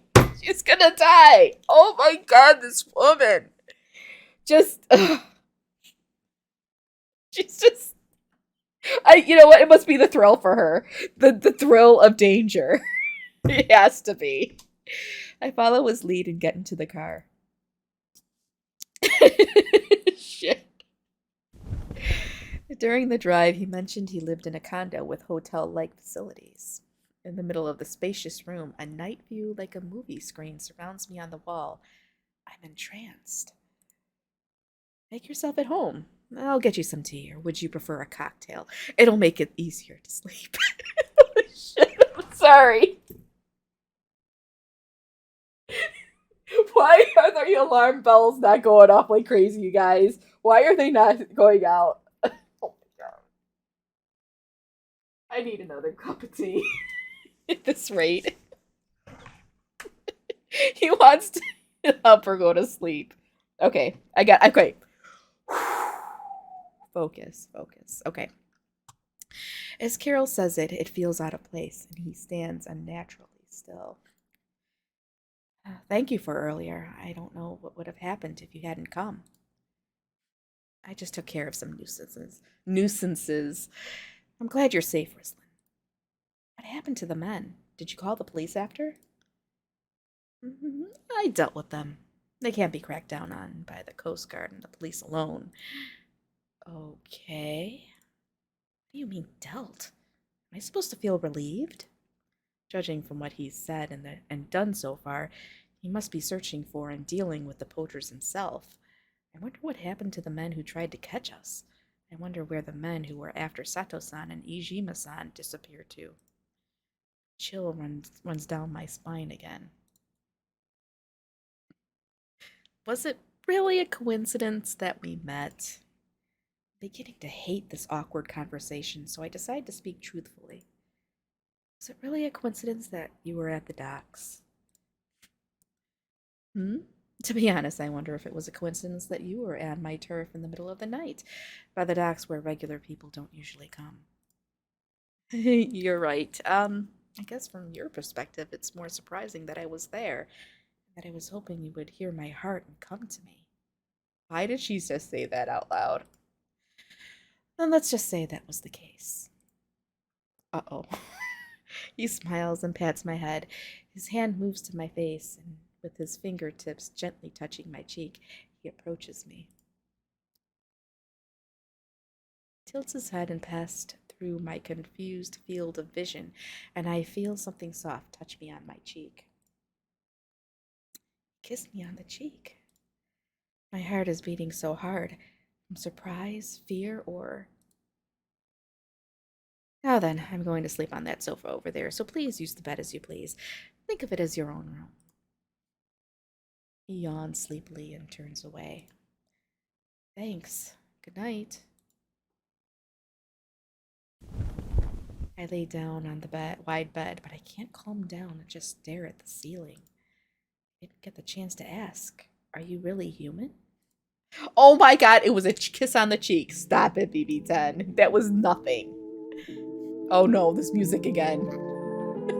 Oh! When I wake up, I can smell fresh coffee and see an unfamiliar white ceiling. I remember I ended up staying at Kyril's place last night. Good morning. Good morning. My head still fuzzy, I head to the dining room as if guided by the scent. Breakfast and coffee for the two of us, sweetly prepared on the table. You're so carefree. Please hurry up and sit down. I'm waiting for you. Sorry. This is really good. I'm glad you think so. Not only did he let me stay over, but he even treated me to breakfast. How did this happen again? How long are you staying in Sapporo? I'm going home tomorrow morning. I have 2 job interviews today. In that case, you should stay here again tonight. You can check out of your hotel. No, I couldn't. Why? I know you brought me here yesterday because you were worried about me, but I'm fine now. I don't want to be a bother to you. Besides, I'm a bit hesitant to stay at a man's house. I'm grateful, of course. I didn't think it's a bother at all. I won't lay a finger on you. Yesterday was an exception. Just think of it as a greeting. Forgive me. I know he's a gentleman, but... Have you noticed anything out of the ordinary lately? Other than the night you met me, the wetlands, yesterday. Something unusual. I don't know if it's even worth mentioning, but I sometimes see dark figures around the house. And when I look closely, I can't see anyone. Maybe I'm just imagining things. That is quite strange. Yeah, something weird's been going on lately. You think? You still haven't recovered fully. I think you'd feel safer with me than all alone by yourself. Maybe. Why are you being so kind to me? Because I think you're cute. I don't want you to be in danger. I want you to be in danger. A calm voice and a gentle smile. I'm naive for taking it so seriously. But I am happy. You should be nervous, Roslyn. You should be very nervous. The day's interviews passed by without incident, and I ended up going back to Kyril's house. Why? I do like P-Rep. He's a good guy. The night view here isn't bad either. You can see the ocean, though. Or you can't see the ocean, though. We've come to the lounge on the roof as we're drinking a cocktail under the night sky and remember the night we first met. Kyril, I'd like to know more about you. I'm happy to hear that. It's very special when a charming, attractive woman like you asks. Kyril's usual teasing. My heart skipped a beat, but lately I've come to realize that he's just joking around and enjoying my reactions. I'd like to hear about your past. What was your life like before you became a trader? Past, huh? My house was on top of a mountain in Asashi, and I always spent my time looking at the ocean from there. I told you I liked the scenery and the harbor. Once I heard a rumor that a U.S. warship was coming, so I went to Hakodate port to see it. Hakodate is close to Asashi, right? Yeah, there were a lot of spectators that day, along with me. Western-style warship bigger than anything I'd ever seen before arrived. It had a black hole with big cannons and had other state-of-the-art technology that Japan didn't have at the time. Never seen Western-style warships before, so a lot of people were terrified, but I was thrilled to see what humans could achieve. Not long after that, the government ordered a warship from the Netherlands that looked just like it. And that warship came to Hokkaido. I guided it into the harbor. I know the waters of Asashi. Wow, so you were on that warship? Yeah, the men on board came to trust me a great deal. I still remember them to this day. He stares into the distance and narrows his eyes. His eyes sparkle unusually brightly as he talks about the warships. Whew, thank goodness. Wait, no, it's still playing. It's just lower. The music's just lower. Dang it. Good question, Kaseya. Good work, everyone. Let us celebrate our departure to the new world. Yeah! This is an overwhelmingly huge ship. It reminds me of the Susquehanna I saw here a long time ago. That was about 15 years ago. You saw it too, Mr. Sasayama. Yes, I was just a young man, but the image is burned into my mind. I heard that a new Western-style warship was ordered after that. Which is stronger, the famous Kenrin Maru, or this ship you are so proud of? Of course, my ship. No ship in our navy is as great as this. Its drainage capacity is 2,590 tons, and it's loaded with 400 horsepower engine. The cannons are made by a German company called Krupp. I suddenly feel someone looking at me and casually glance at a sharp-eyed man in the upper seat. He seems so wild that I don't want to get too close to him.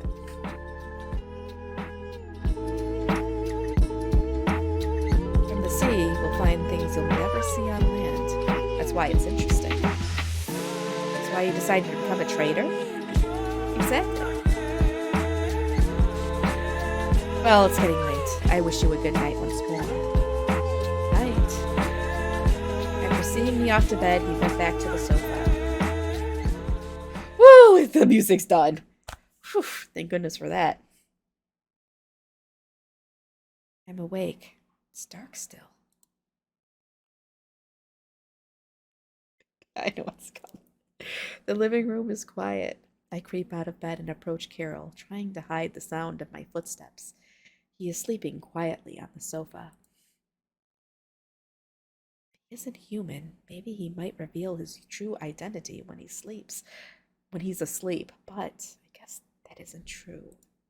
Lying on the sofa, Kyril's sleeping face is illuminated by the lamp's dim light.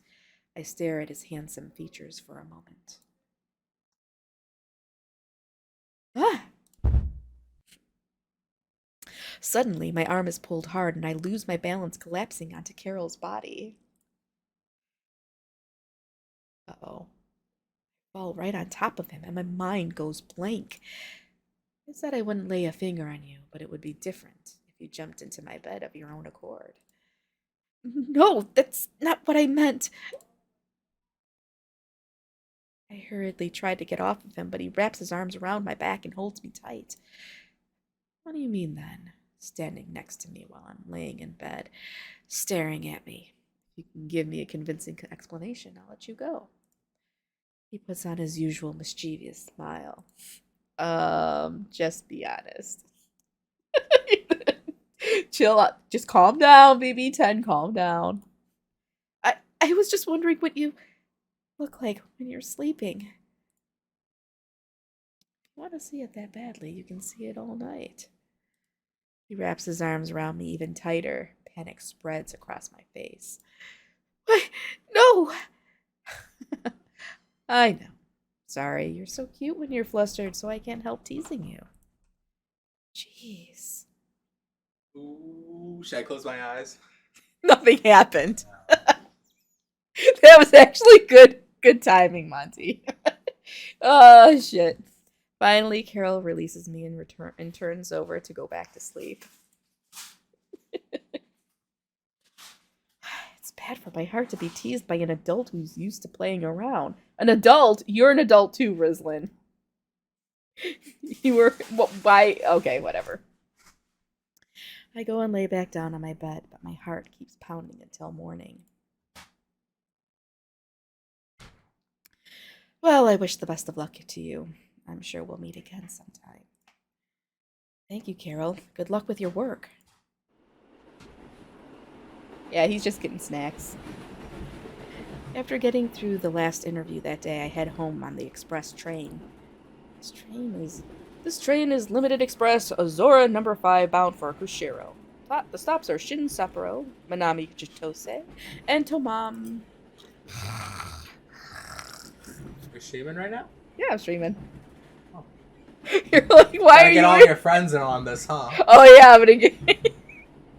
Yeah, I'm getting everybody on it.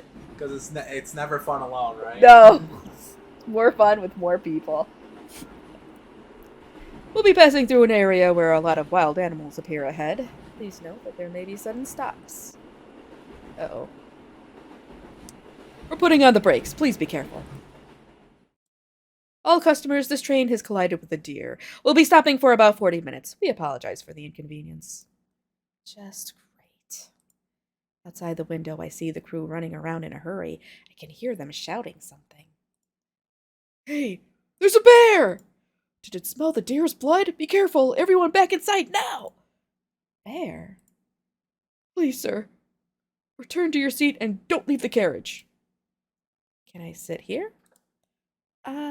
Please, go ahead. I get another surprise when I glance at the face of the person sitting next to me. Pewrep? How did you get here?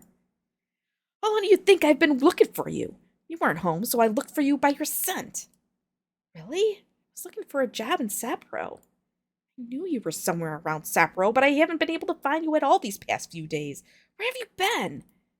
Actually, for a lot of complicated reasons, I was at Kyril's house. A friend I introduced you to the other day. Wow. Guess I shouldn't have bothered you. It's not like that. I don't like him. I don't really know much about all those human things, so do whatever you want. Humans, huh? I guess Kyril really is human. P-Rep, don't you have a smartphone or something? You could just call me if you have one. I'm not good with machines like that. Besides, there's a more convenient way to do it. Appearing in your dreams. Wow, that's kind of romantic. It's the traditional way for a god to talk to a human. Well, it won't work if the connection is bad or the person is a bad dreamer. I can't get through to you at all, so it's faster to find you by smell. So what's the matter? Kshimpuk is hanging around your house. Kshimpuk? He's a lesser god. He's probably wondering why you died twice and came to Kamui Moser. I was looking around for you when I found him. I don't know what Kshimpuk is after, but he hides when I'm around. I guess maybe he's working for someone else. Either way, you're being targeted by someone. Or something. Me? By something? Don't you think all the stuff that's been going on with you been going on with you lately is strange? Of course, I was thinking that. Is it because of that Kashimpuk that I keep nearly dying? I don't know. That's all I know. It doesn't feel real. Even now that I've learned of the existence of the world of the gods, my daily life hasn't changed. I can't think of any reason why I'd be targeted by a supernatural being. They won't attack you during the day. Anyway, once you get back, don't leave the house for a while, especially at night. That house has a Sisakor Kamui, a guardian god of the house, so you're safe as long as you're inside. Oops. Guardian god of the house? Uh, there's a girl's voice in the house sometimes. Could it be her?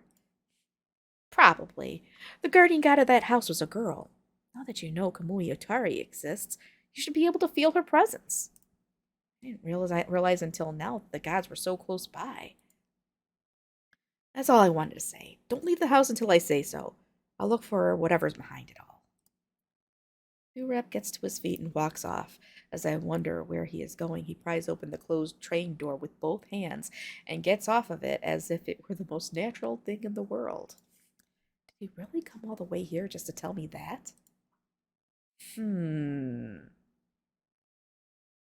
So there's a Kashimpuk hanging around. We're back home.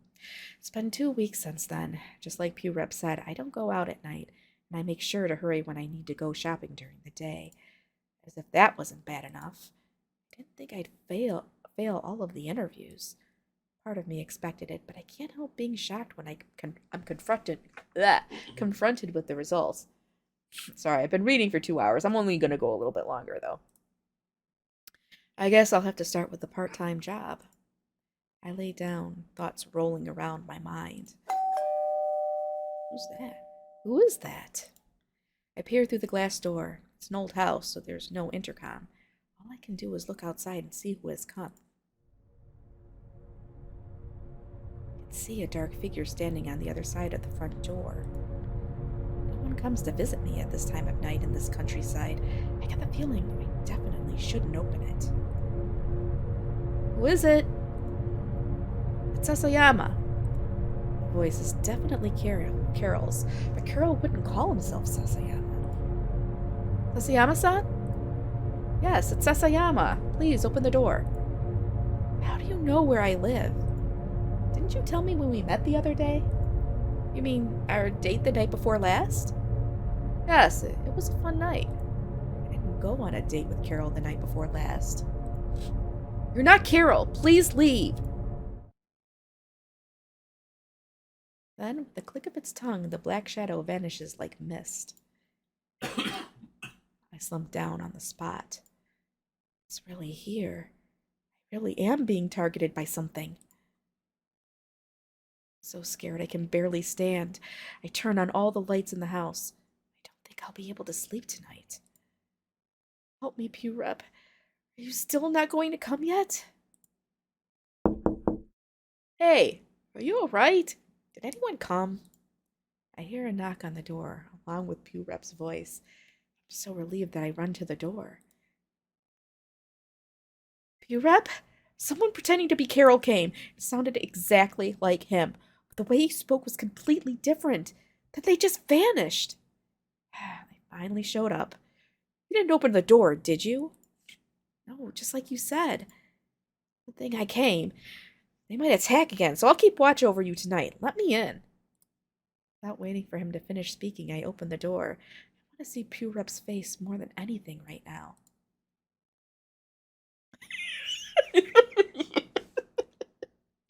Oh, poor Kasei is freaking out over there.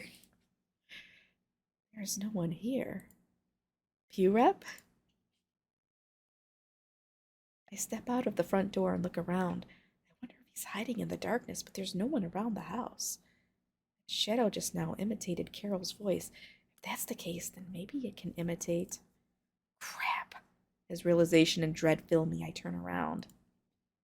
A little girl peeks out from behind the front door. She looks like she is deathly afraid of something, desperately beckoning me to come back. I rush toward the door, but someone grabs me from behind.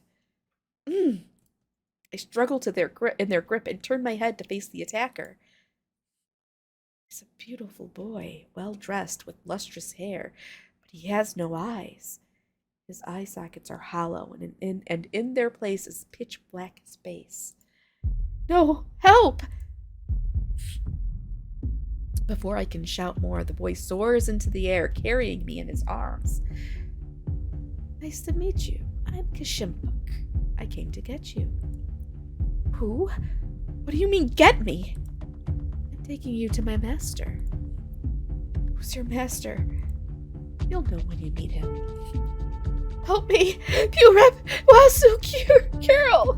I continue to call out names without caring who it is, but my voice disappears into the night air in vain. With amazing speed, Kashimpuk flies across the sky and over the mountains. After a while, I see a sharp arrowhead-like peninsula. Kashimpuk goes to the tip of the peninsula and suddenly dives down to the top of the mountain. I feel myself fall. My screams are drowned out by the sound of the air rushing past me. Before I know it, I'm in a cave-like place. Kashimpuk passes through the cave door with me still in his arms. There are several big gates we pass through, and beyond them is a wide underground space. In the cavern stands a huge, magnificent-looking castle. The boy takes us inside and through some doors further in. They didn't move yet. You brought that human with me. You're here. I hear a voice from a large black mass. It moves like a living thing, and when I look closely, I see its eyes and mouth. It's neither human nor animal, so I instinctively recoil from it. The Kashimpuk leaves the room after dropping me, leaving me alone with the creature. What? No, it's not kosher puke, it's Kashimpuk, okay? Welcome. This is the end of the world. What's your name? Who are you? You should introduce yourself first. I am the demon god, Mashira Chick Chick, Kotana Chick Chick. I'm trying, you guys. Mashira Shishita, Kotono Ashita. I don't know how I got through that. Was all that just now your name? Tell me your name. I'm Rislin Hollis. Where am I? This is Shiratoko, where Ainu called the end of the world. I remember the sharp peninsula I saw on the way here. This whole area is my castle town, so to speak. As long as you don't try to escape, I'll let you live in peace. Why are you being so selfish? Why did you bring me here? You're going to live in this castle for the rest of your life. What is there to misunderstand? I'm asking you why. I don't want to live here. Let me go home. Who are you speaking to? Remember your place. The demon god slams into the ground in a rage. The impact spreads throughout the room, sending me crashing to the ground. Kashimpuk! That's enough. Take her. Yes, sir.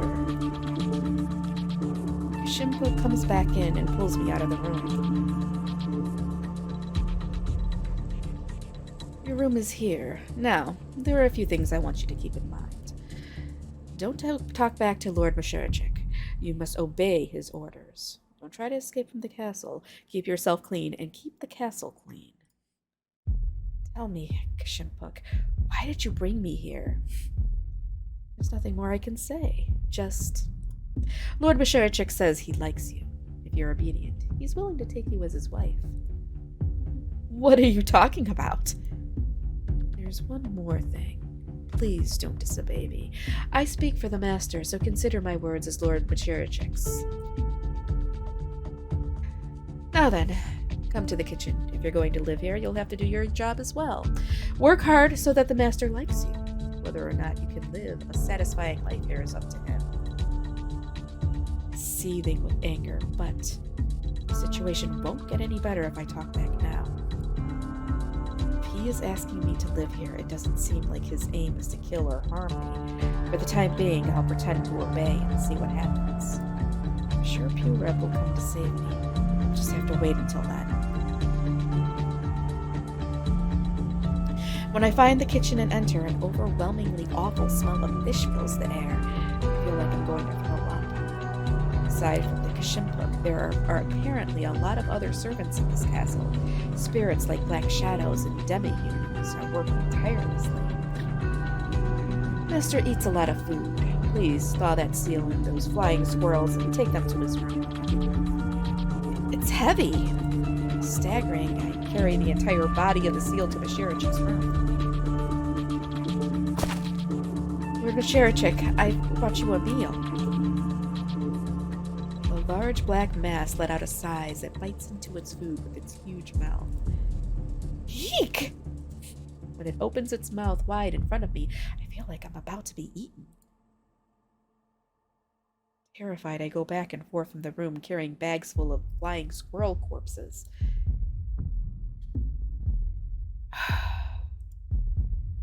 Listen, you're not done yet. I told you to clean yourself up. Take a bath, change into your kimono, then go to sleep. Here's the bath. Come with me. He leads me to a small rock bath. This is Kamuiwaka, the water of the gods. The gods use this to heal and cleanse their bodies, so you had better be grateful you're allowed to use it. The moment I enter, the smell of sulfur fills the air. This is a hot spring. God's water must be hot springs. It stings a little when I soak in the hot water, probably because it's acidic, but I feel my exhaustion, I'm getting a congestion again, instantly go away. My heart feels strangely clear. A hot spring after hard work. Maybe it's not so bad. When I look up, there's someone else in the large bathtub. That's a raccoon and a weasel and a squirrel, all soaking in the hot spring. Sure, they're all servants of this castle, but they're too cute. Aw, I was taking a bath with animals. With cute little animals. That night, exhausted, I fall asleep the moment my head touches the pillow. Where am I? Yesterday, for some reason, I was brought to a cave and the demon god forced me to work. It wasn't a dream. How long are you going to sleep? Please carry breakfast to the master's room. Hey, Kashimpuk, my muscles are so sore. I can't move at all. Is there any other work I can do? I'll do anything but physical labor. Useless human. I'm annoyed by the way he sighs, but I suppress the urge to say anything. Very well. Please prepare a meal for servants. Mince the body of a walleye pollock and cook sitatap. I saw this once in a manga. I can do this. I do as I'm told. Fortunately, the servant's food didn't look all that different from human food. Next, simmer the ingredients and make oha. I simmer sitatap, fuki, and gyoza Niku in a large pot.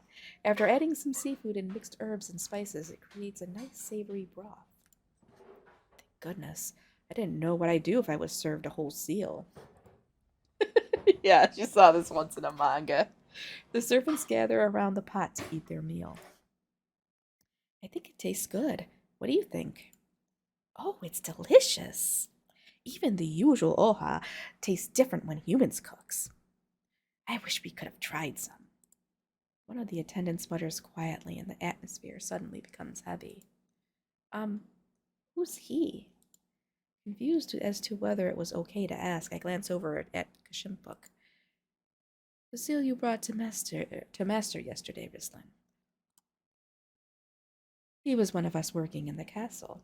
He was in charge of serving meals just like you, but he carelessly served a leaden deer, which made Master angry, and he was eaten himself. Kashimpuk coldly glares without changing his expression. Rislin, I am telling you to obey your master because it's for your own good. Please make sure the meal server doesn't become the meal. Even though everyone had stopped eating the oha, Kashimpuk didn't seem to care about the mood at the table. By the time we're done eating, the soup is completely cold. When I have any opportunity, I try to find out more about the castle. It has Masherichik's room and servants' rooms, as well as a stockpile and a bath. It isn't that big, but it was splendid and well furnished. The interior looks like a luxurious mansion that would be comfortable to live in. The only thing out of place is that there aren't any windows. The door I was brought in by Kashimpuk was tightly locked and monitored. From what I remembered, there were doors and gates beyond it. That is the only way in and out of the castle. It won't be easy to escape. Isn't it claustrophobic in a place like this where you don't know night and day? I can eat mushroom chicken. Really, BB10? On the second night, there was still no sign of any help coming. He can't find this place because it's sealed off. Only I knew what was going on outside. Rislin, tonight's dinner for the master is Walleye Pollock. You should be able to carry this much. Okay. Excuse me, Lord Masherichik? I hesitantly entered the room. The black mass moved slowly as if it were breathing. I brought you dinner. He doesn't answer. I guess he's asleep, so I boldly walk up to his side. His round body is covered in black feathers. What are you doing? I brought you some walleye pollock for dinner. What were you thinking when you approached me? No, nothing. It's just that you have a fine body. His voice is filled with barely suppressed rage. I mustn't make him angry. I know what will happen if I anger him. I stiffen up. Were you thinking that I'm ugly? Hold on. I want to save. We're saving. Yes, you were. I see.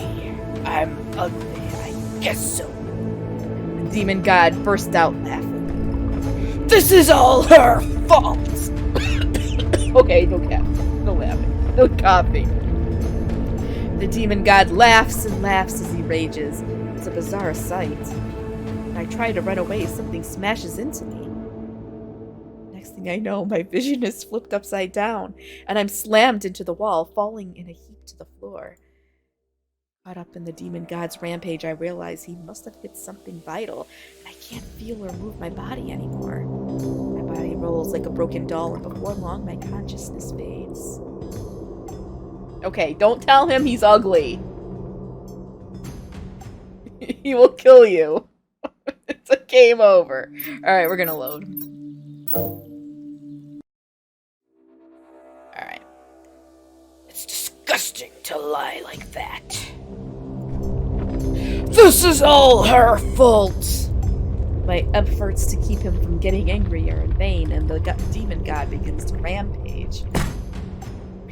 The reason I'm in such a form. The reason I can't look up to the sky anymore. Her fault! No!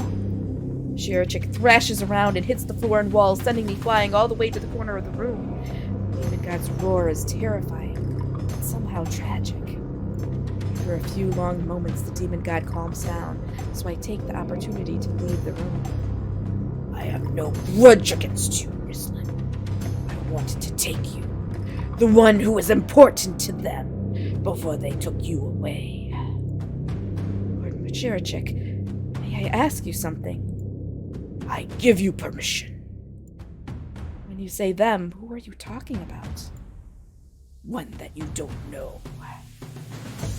From what you're saying, they're trying to take me away, aren't they? Do they have something to do with me? Don't remind me of it. It makes me feel sick. The demon god's temper tantrum seems like it's about to flare up again, so I shut my mouth. Rislin, despite the fact I only kidnapped you to harass them, I like you. Depending on you, this place could become a paradise or hell. Behold, this castle has everything. Pledge your devotion to me. I do not wish for anything more. If you desire, I will give you anything but the sky and the ocean. All I can do is keep my mouth shut and glare at him.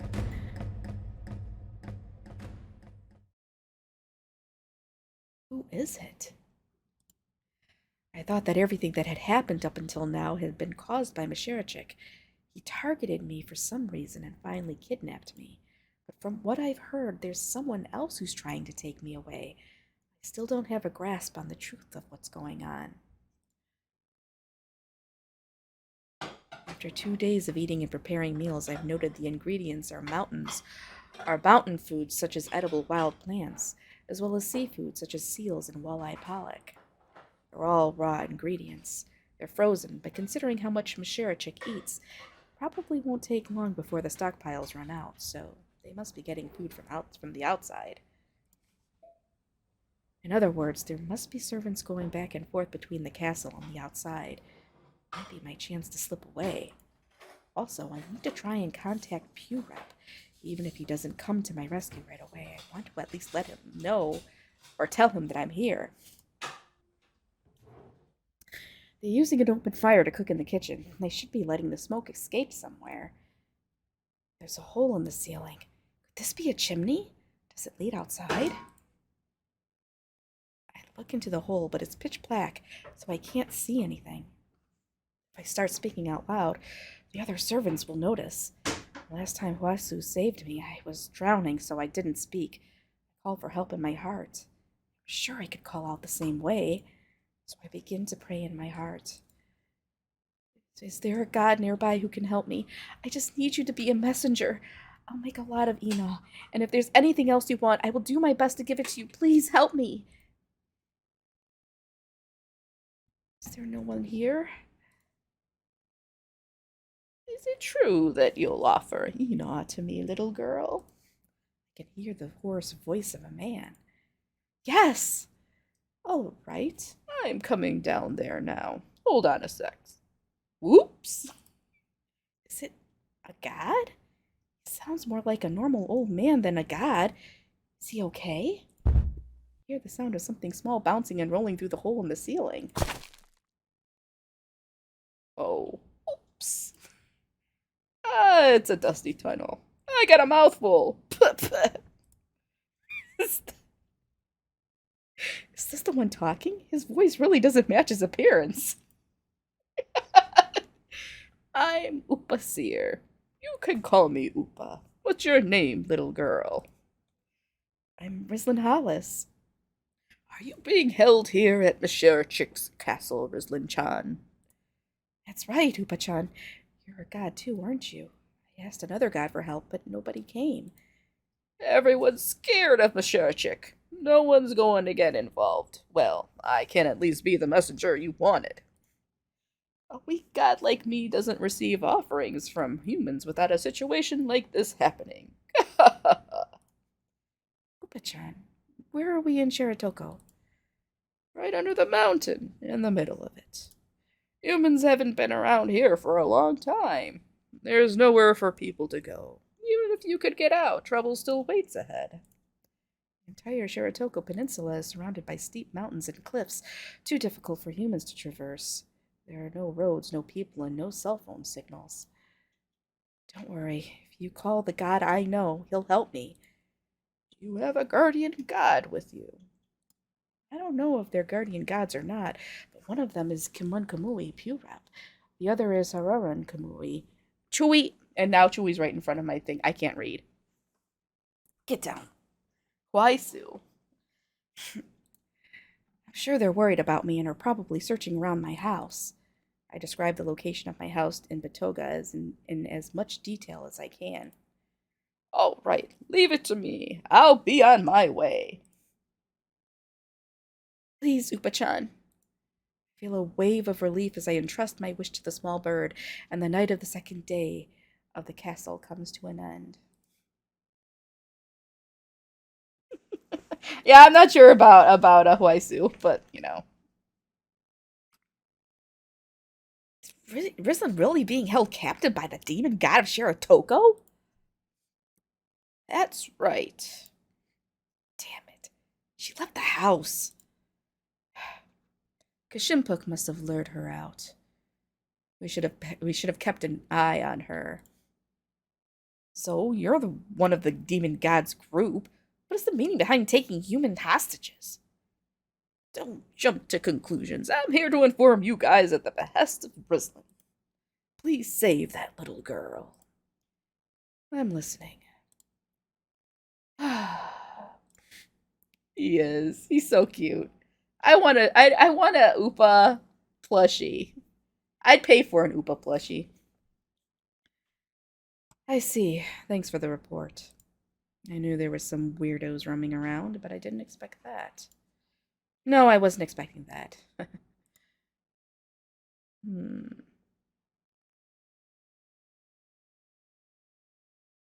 It's just past noon on the third day that Oopa reappeared. I hid him in my clothes and returned to my room. Are you okay? Did it go well? Yeah, it went just fine. I met 2 of them. Thank goodness. Still, you're such a lucky little girl, huh? I didn't know there were 2 strong gods like that with you. Especially when it comes to Kimin Kamui. He has the highest status among all the gods. You're amazing. I didn't know Purep was such an more important god. They were arguing about who would help you, though. I'm a little worried about that. Come to think of it, those 2 didn't seem to get along at all. Anyway, they're both headed this way. Don't worry. Oopa taps me on the shoulder with his tiny wing. Aw, thanks, Oopa. Oh, thank goodness. I'll just have to make sure nobody finds out until then. Well, I'll be waiting outside. I'm looking forward to Ina, Rislin-chan. Thanks, Oopa-chan. Tonight he is having a feast. Take the stellar sea lion to the master. It's heavy. Can't even carry a 500-kilogram stellar sea lion. I'm just a human. It can't be helped. I'll take half of it. Half of it weighs 250 kilograms, doesn't it? Doubt I can carry it. Huh? To my surprise, I'm able to. Did I get stronger since I came here?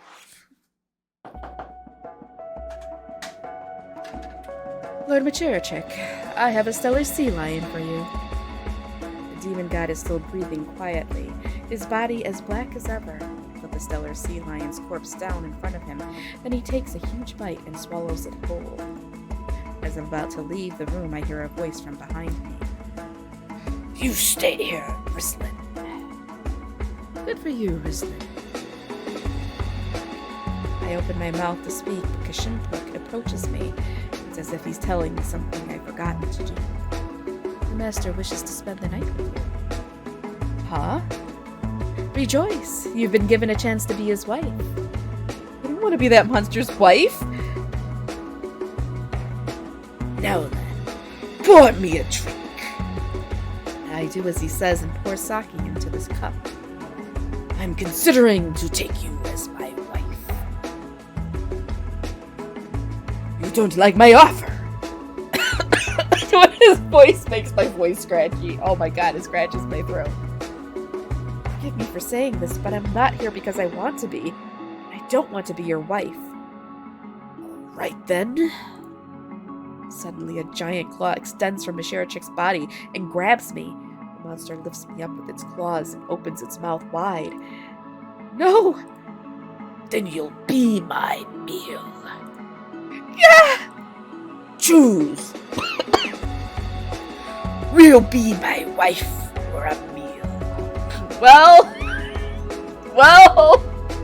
BB10 did pay the points. He paid the points.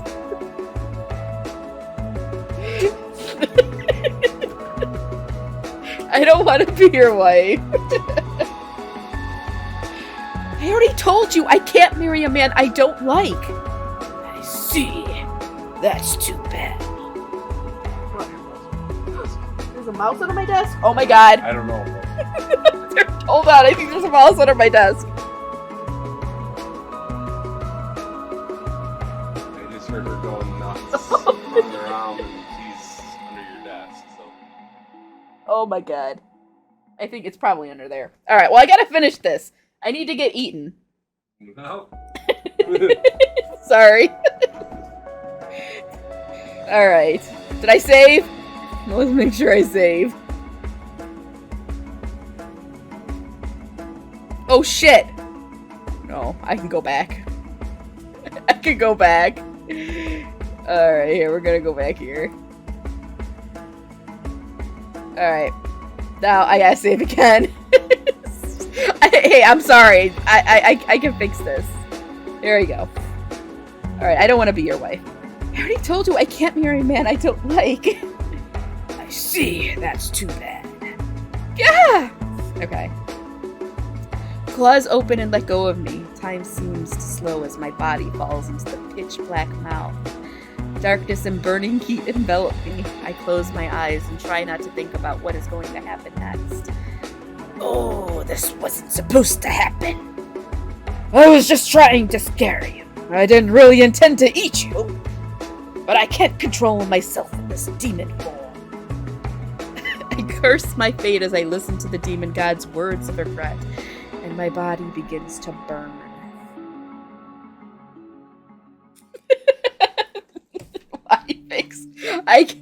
Okay. It's a little longer, and then I gotta, because I'm gonna be losing my voice at this point, and I gotta read through like 4 hours of Fire Emblem tomorrow. Alright, so I'll be your wife. I nod, considering that I don't really have a choice in the matter. This is just another way to pretend to comply until help arrives. Shirachek lowers me to the ground and puts his claws away. Here, have a drink. This is a celebratory drink. A formal wedding ceremony will be held sooner or later. So let's just have a drink together tonight. I silently look at the sake cup. Strong alcohol. I've heard that gods like sake, at least Pura seems to. Come to think of it, is the demon god actually a god? I lower my cup and look up. Shirachek is nowhere to be seen.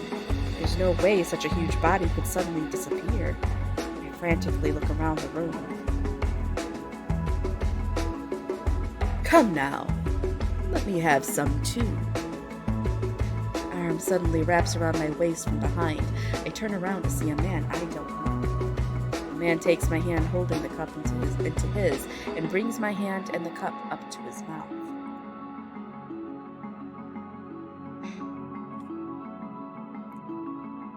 The moment I saw you, I knew that what this castle was missing. How fated it was before you showed up. With you next to me, I can have a little joy in my repulsive life. Looks like a human, but I can already tell that this man is Shirachek. He holds me in his arms and lowers me down on the bed. His mouth is smiling, but his golden eyes are focused intensely on me as if he is hunting prey.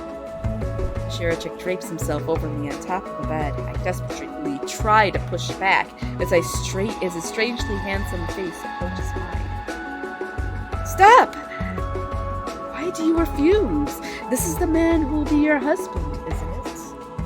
Please don't. You want to refuse, resist. If you have strength, twist and turn my body to resist. I try to push the man's body away from me with all my might. The man looks down at me with a triumphant expression, unfazed in the slightest. No, absolutely not! You have a human husband. No, and I don't want one anyway. So there's a man out there who you want to be with. This has nothing to do with that. Not to worry. In time, you will forget about that man. Help me, Kyril! Why did Kyril come to mind at a time like this? It's Pura and Wasu who I usually go ask for help. Kyril is human, has nothing to do with this. The more the demon god touches me, the more I think of his face, the more I wish it was him. What was I thinking just now? Could it be that I... Suddenly, there's a huge commotion in the room as Kashimpuk bursts through the door. Lord Machirachek, excuse me for interrupting. This is an emergency.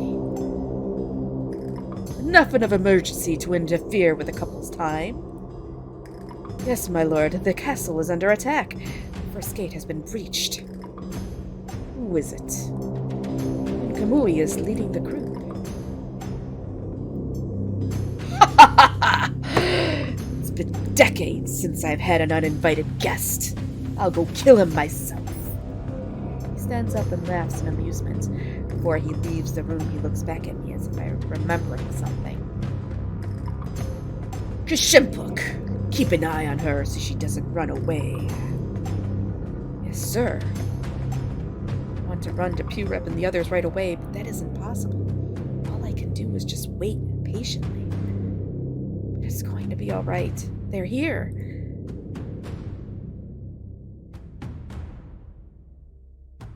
I see the look on Mashirachik's face when he returns to his room. My hopes are dashed. He's smiling, his expression full of exhilaration, his entire body overflowing with bloodlust. I don't usually eat bear meat, but it's not bad to have a change once in a while. He's muttering to himself. I failed to finish off the leader of the Kamin Kamui, but tonight was a satisfying night. You may leave now. Shirachek gestures at me to leave. Shimpuk, what happened? Your people have all been vanquished. There is no god who can stand against my master. Well, at least Master seems to be quite satisfied with that he was able to resolve his lack of exercise for the first time in a while. In that sense, I must thank them. Wei, did those two lose? Is Mashirachik really that strong? The bear meat be... Purep is...